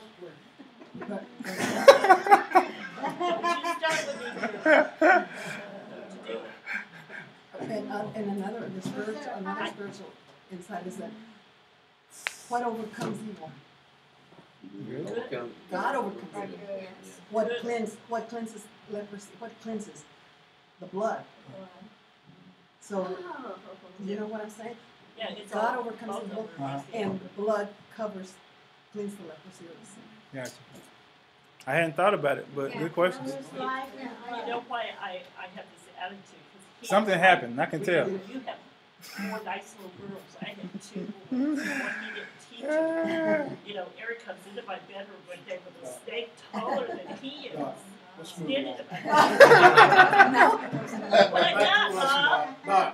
Yeah, y'all should have seen her face. She was serious, like, I'm not, no. I've been there before. You know, a lot about those three different things. Why? It's very messy. Got your attention. Well, I hadn't thought the about that. tag represents snake. I'm sorry? The tag, snake, serpent. serpent. Tet. Yeah, Tet is right. Oh, okay. Peter was in the similar situation. If you remember, Peter was on a boat. He says, I just finished. I'm washing up my stuff. There was many reasons why he didn't have to throw it back out there again. However, he says, at your word. At your word. Another translation says, but because you say so. I have no other reason to do this because it makes no sense. We've been fishing all night. I did this, I did that. Do you think it was tough for Peter? So I'm assuming, yes, that would probably been tough. For me to go back and pick up a snake, and I'm tired at the end of the day, and then he said pick it up by the tail. I'm like, I don't know if I want to pick it up by the tail. And I actually, yeah, I'm like, maybe get the head or something. The tail is the most, and that's the part you don't want to touch. So I looked it up to be sure. I say I'm gonna Google it. How do I catch a snake? So I Googled it, and it sure enough was by the tail. You take the tail, you pull it back, and you pull it up, and you pull up the head with a stick or something. Then you stick it inside of a pillowcase. Wow. So yeah, I'm not gonna do it. I know how to do it, but that's what I would do. That represents the two different types of know. You know, like I know about it. Right, and I know experience. What I know with experience. Right. I'm gonna keep the know up here. My way is I call my husband and he brings the gun and shoots it. There you go. Because right under that question was, how do I kill a snake? I'm like, that's easy. But the Lord was trying to show power, sign. He was trying to show power. Yeah, and I think that's what they were getting at. Trying to show power of thing. Why is it difficult sometimes to simply obey what we know Yahweh's told us? Proverbs 3:5 says, trust in Yahweh with all your heart and do not lean on your own understanding. Huge topic. Jeremiah 29, we know this one. For I know the plans I have for you, declares Yahweh, plans to prosper you, or for welfare, not for evil. I always wonder for a long time, why do you have to put not for evil? You're Yahweh. What you mean? Why do you have to tell me I got plans not to harm you? He's not going to allow harm. Because of all the stuff that's going to be going on, bad and evil, that's not the Lord doing that. Okay. So we have to just clarify. All right. Why else would we not want to trust him? Unless we thinking he's doing it. Yeah. You know, you don't understand. Right. Well, also because I think with our logical mind, what we have learned about the world and in the world tells us one thing. It tells us you don't want to mess with that snake. That's right. Really not a good thing. That's right.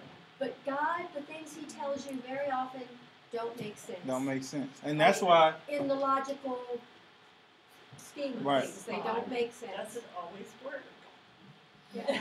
And I think that's why we need this reminder. Because if we lean on our own understanding, I'm running. If we lean on our own understanding, I'm staying away from the wilderness. I'm not touching the tail of the snake. Yes, sir. Because in our own weakness, He knows that we need His strength. There you go. So He had to tell us, like, good dad, I'm not, sometimes, baby, it's going to seem like I'm trying to hurt you. I'm not trying to hurt you. So you might be going through something right now, or coming up, and you might be like, God, what's up? I'm not trying to hurt you. I discipline those who I love. I'm trying to get you to see something. Is that where faith comes in? Yes. Absolutely. Be faithful. But I love that He actually explains it too, right? He could just say, I'm God. But He actually goes through and says, I'm telling you why I'm doing this. Right. That's what He's supposed to do. It took my interest when He says He got really upset. Like, Yahweh's slow to anger. And Moses did something, and it got him like, whoa, okay, hold on.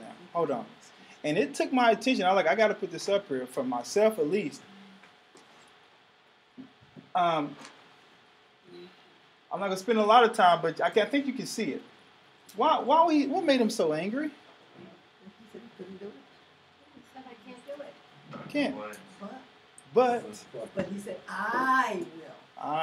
Well, Yahweh was going to do it. I think too that he was saying, well, I have a disability here. You don't understand. I don't have the ability. Yeah. To do something. Right. I'm disabled. Right. When you said that your mom I had a similar conversation years ago with God. Why can't you use somebody that's healthy? Yeah.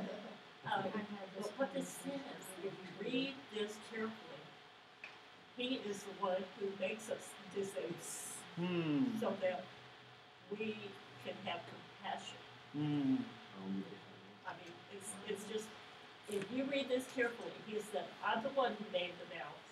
I'm the one who makes one mute or deaf, seeing or blind. I'm the one that does that. Right.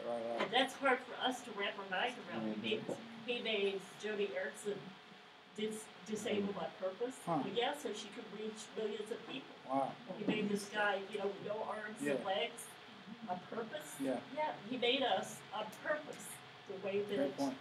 he wants to use us. I didn't think about He that. says Thank it you. in another scripture. One second. And I believe it's a trust issue. He's saying, you're not trusting me. I chose you.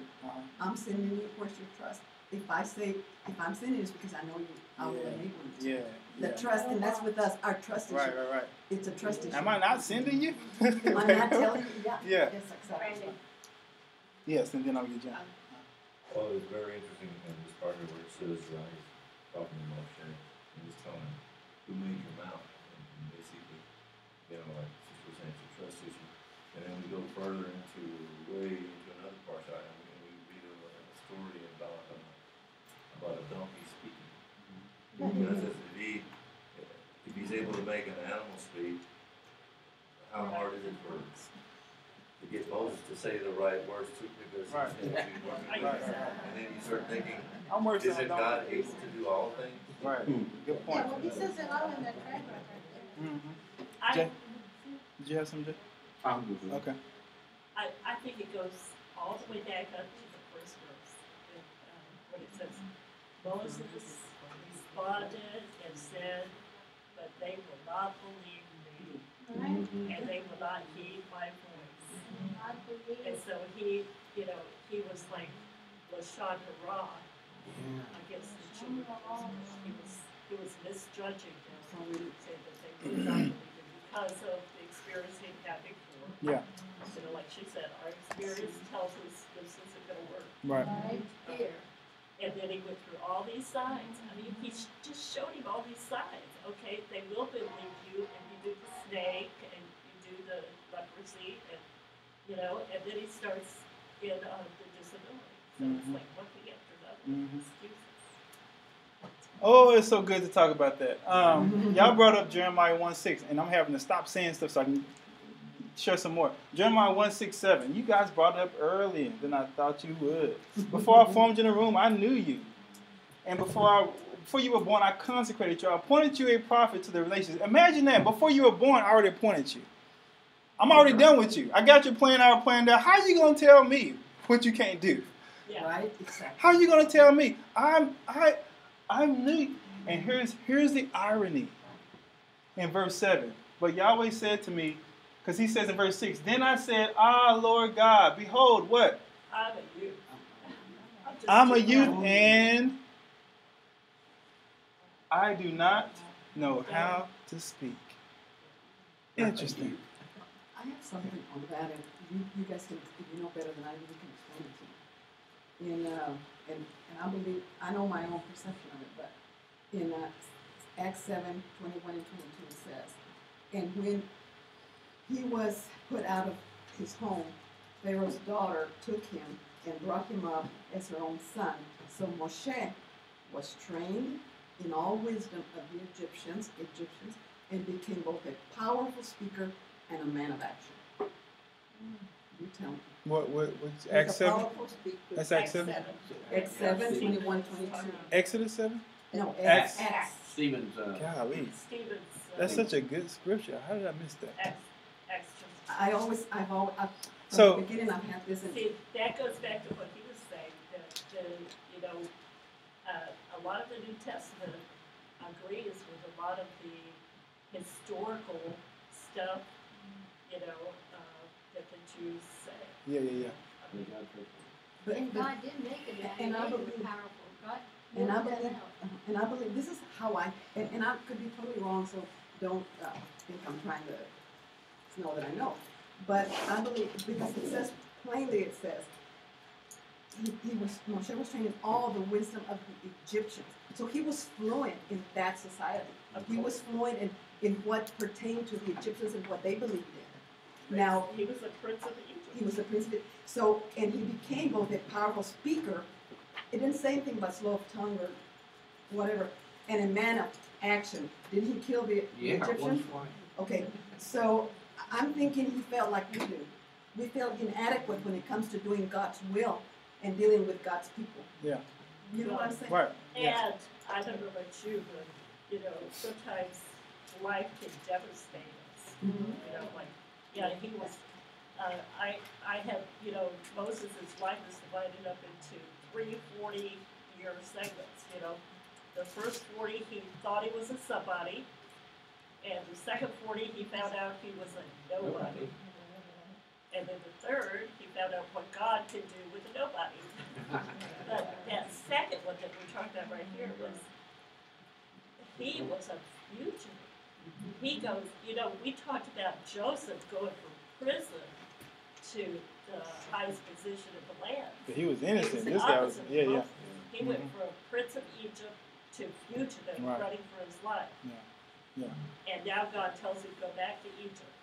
Right. And you speak to the Pharaoh. And I'm like, remember he wanted to kill me? He doesn't know what's going on. Right. So I think it's so, I just get the point, guys. What makes Yahweh angry here? I think we're hitting it and hitting around it. But he's telling Yahweh what he can and cannot do. Yahweh's trying to tell him what he can do. He's like, who made man's mouth? Who makes it? It isn't that I. Hello. He's giving him the answer. Isn't it me? So if at some point you're feeling called, because I've done this a lot. I have these big dreams. I'm going to do this. And he's like, I gave you that. That's why he's coming up like that. You got the stuff to do it. Go ahead and do it.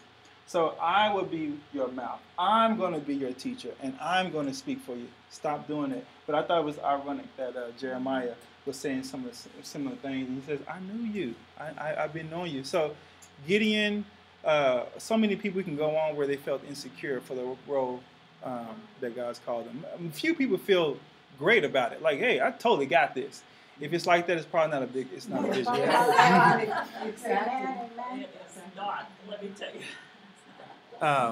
So we just made that point. But don't you think that's what it was? Is that Moses was this big man, and then he was just devastated to nothing. Exactly. And it was just hard for him to come back. You learn to be happy. Yeah, come back. In any situation. I see that in Aaron. Aaron was like Moses, very self-confident, very knew the word, had all the answers, and then something devastating for a decade. And can I just interject something more? Yeah. With us here, guys, when you come prepared, because you've studied, and you do it every year for how many, 10 years, 11 years, 12 years, how many people are doing it? We've done it year after year after year, but you don't read it this week. You don't pray about it, you don't read it, you don't search, and then you come here and the teacher or whoever's up there is asking a question and they don't want to speak because they're afraid they're going to say the wrong thing because they're not prepared. We'll be feeling inadequate because we feel we don't have the answers, we don't feel that we really don't know. And I think he found, like you say, himself in that spot right then and there. He was away from it. He didn't know God's purpose for his life. He didn't know what God's plan was because he had been away for how many, since birth, since 3. Yeah. So, thank you for that. I love it. And in your weakness, he says, that's what I'm going to make you strong. I like the fact that you said, I gave you the weakness because I wanted to show you something. John 9, who made this man blind? I'm the one that did it because I wanted to show you something. So I love this. So whatever element or weakness that you like thinking is weak, you're like, that's what I want to use because I want to take the foolishness of this world to shame the wise. Exactly. It amazes me. Amen. He can take the weakest of people. We barely stand up and we're up there dancing. Mm-hmm. And like I've told them all the time, I went to the 7th grade, guys. And I'm up there and you're down here. My people. It's just God makes you ready. Mm-hmm.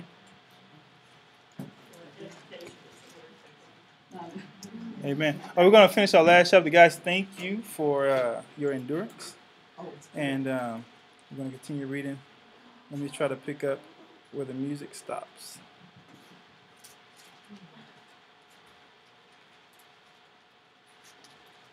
The God of Israel says, let my people go, so that they may hold a festival to me in the wilderness. Pharaoh said, Who is the Lord that I should obey him and let Israel go? I do not know the Lord, and I will not let Israel go. Then they said, The God of the Hebrews has met with us. Now let us take a 3-day journey into the wilderness to offer sacrifices to the Lord our God. Now he may strike us with plagues or with the sword. But the king of Egypt said, Moses and Aaron, why are you taking the people away from their labor? Get back to your work. Then Pharaoh said, Look, the people of the land are now numerous, and you are stopping them from working. That same day, Pharaoh gave this order to the slave drivers and overseers in charge of the people. You are no longer to supply the people with straw for making bricks. Let them go and gather their own straw. But require them to make the same number of bricks as before. Don't reduce the quota. They are lazy.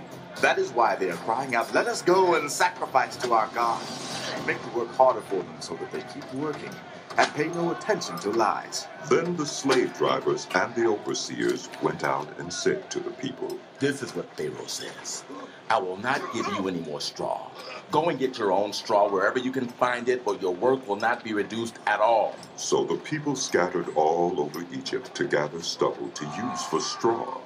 The slave drivers kept pressing them, saying, Complete the work required of you for each day, just as when you had straw. And Pharaoh's slave drivers beat the Israelite overseers they had appointed, demanding, Why haven't you met your quota of bricks yesterday or today as before? Then the Israelite overseers went and appealed to Pharaoh. Why have you treated your servants this way? Your servants are given no straw, yet we are told, make bricks. Your servants are being beaten, but the fault is with your own people. Pharaoh said, Lazy, that's what you are. Lazy. That is why you keep saying, let us go and sacrifice to the Lord. Now get to work. You will not be given any straw, yet you must produce your full quota of bricks. The Israelite overseers realized they were in trouble when they were told, You are not to reduce the number of bricks required of you for each day. When they left Pharaoh, they found Moses and Aaron waiting to meet them, and they said, May the Lord look on you and judge you. You have made us obnoxious to Pharaoh and his officials, and have put a sword in their hand to kill us. Moses returned to the Lord and said, Why, Lord? Why have you brought trouble on this people? Is this why you sent me? Ever since I went to Pharaoh to speak in your name, he has brought trouble on this people, and you have not rescued your people at all. He failed. I never forget a 9-year-old friend of mine. I was friends with the father. He came downstairs upset, saying, "God is a failure." And the dad appreciated his honesty, and I went, had a good conversation with him. But Moses was like, that didn't work. That didn't work. You told me to go. I did. I spoke to them in your name. Why did you ever send me? What is this? For since I came to Pharaoh to speak your name, he has done evil to his people and has not delivered them of people at all. The people are complaining to him. Have you ever felt like that? What was that about? You put this dream in my heart. I was supposed to start this. I was supposed to start this business, so I have to go talk to this person, whatever it is, and I did it, and look what happened. I thought you told me to go do that. This was a flop.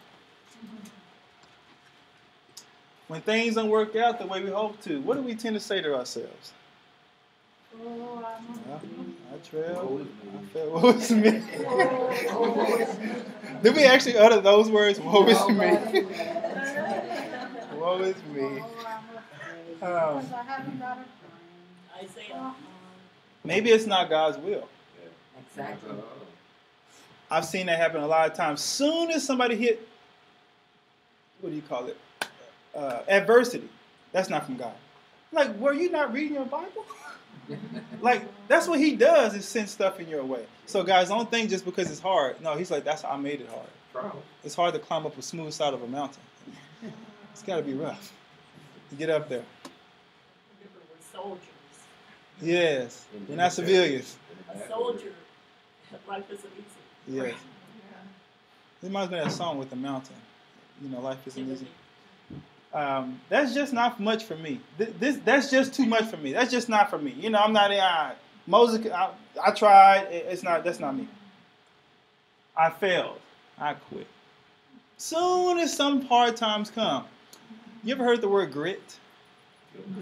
I read a book. And they actually scientifically shown how you can determine who's likely to most succeed. At high school, they vote on it. They say the person is most likely to succeed, and they'll vote. But you can actually scientifically almost prove it now. And they look at grit. What is grit? Grit is that certain something that makes you keep going even when you're about to give up. It don't matter if your GPA is 100,000. It doesn't matter if your IQ is 1,000,000. It doesn't matter any of those qualities. When they follow people for a long time of a longitudinal study, they found that people who just don't quit tend to be successful. They will not say, no, I'm just going to keep on going. I'm going to keep to this. He put this on my heart, and I'm going to keep pressing forward. Did Yahweh say to Pharaoh, did Yahweh say Pharaoh would deliver the people upon his first request? As a matter of fact, he told him the opposite. He says, this guy will not listen to you unless you come to him in a hard hand. And he says, but I will harden his heart so that he will not let the people go. He said, I told you that, Moses, that it was going to be tough. And we forget those promises. That was a promise, too. That was going to be tough. You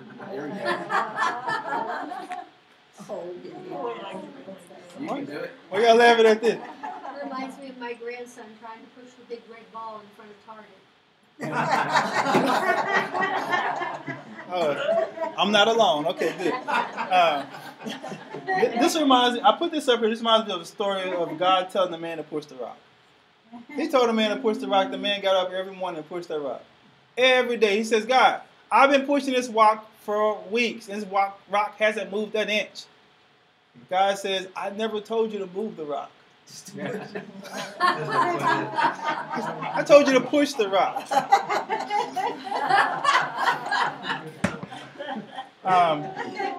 And he went on to explain, he says, look at your arms and how they've developed. Look at your calf muscles.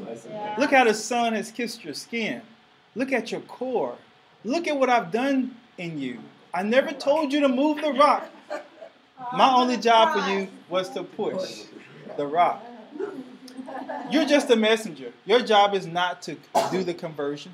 Your job is not to make the transformation. I just push. I just plant. I just speak. He'll take care of the rest if I just do what he's asking him to do. So Moses got caught up. He's like, no, this didn't work. No, that's not. I just told you. I told you what you needed to do. Yeah. That just reminds me so much of that verse that says, if you say to this mountain, you remove the cast of the sea. He's just told us to push. He just told us to pray. He hasn't told us any of the results are in our hands. We may not even see the results. Right. But just push. Pray. Just push. That's good. I'm closing.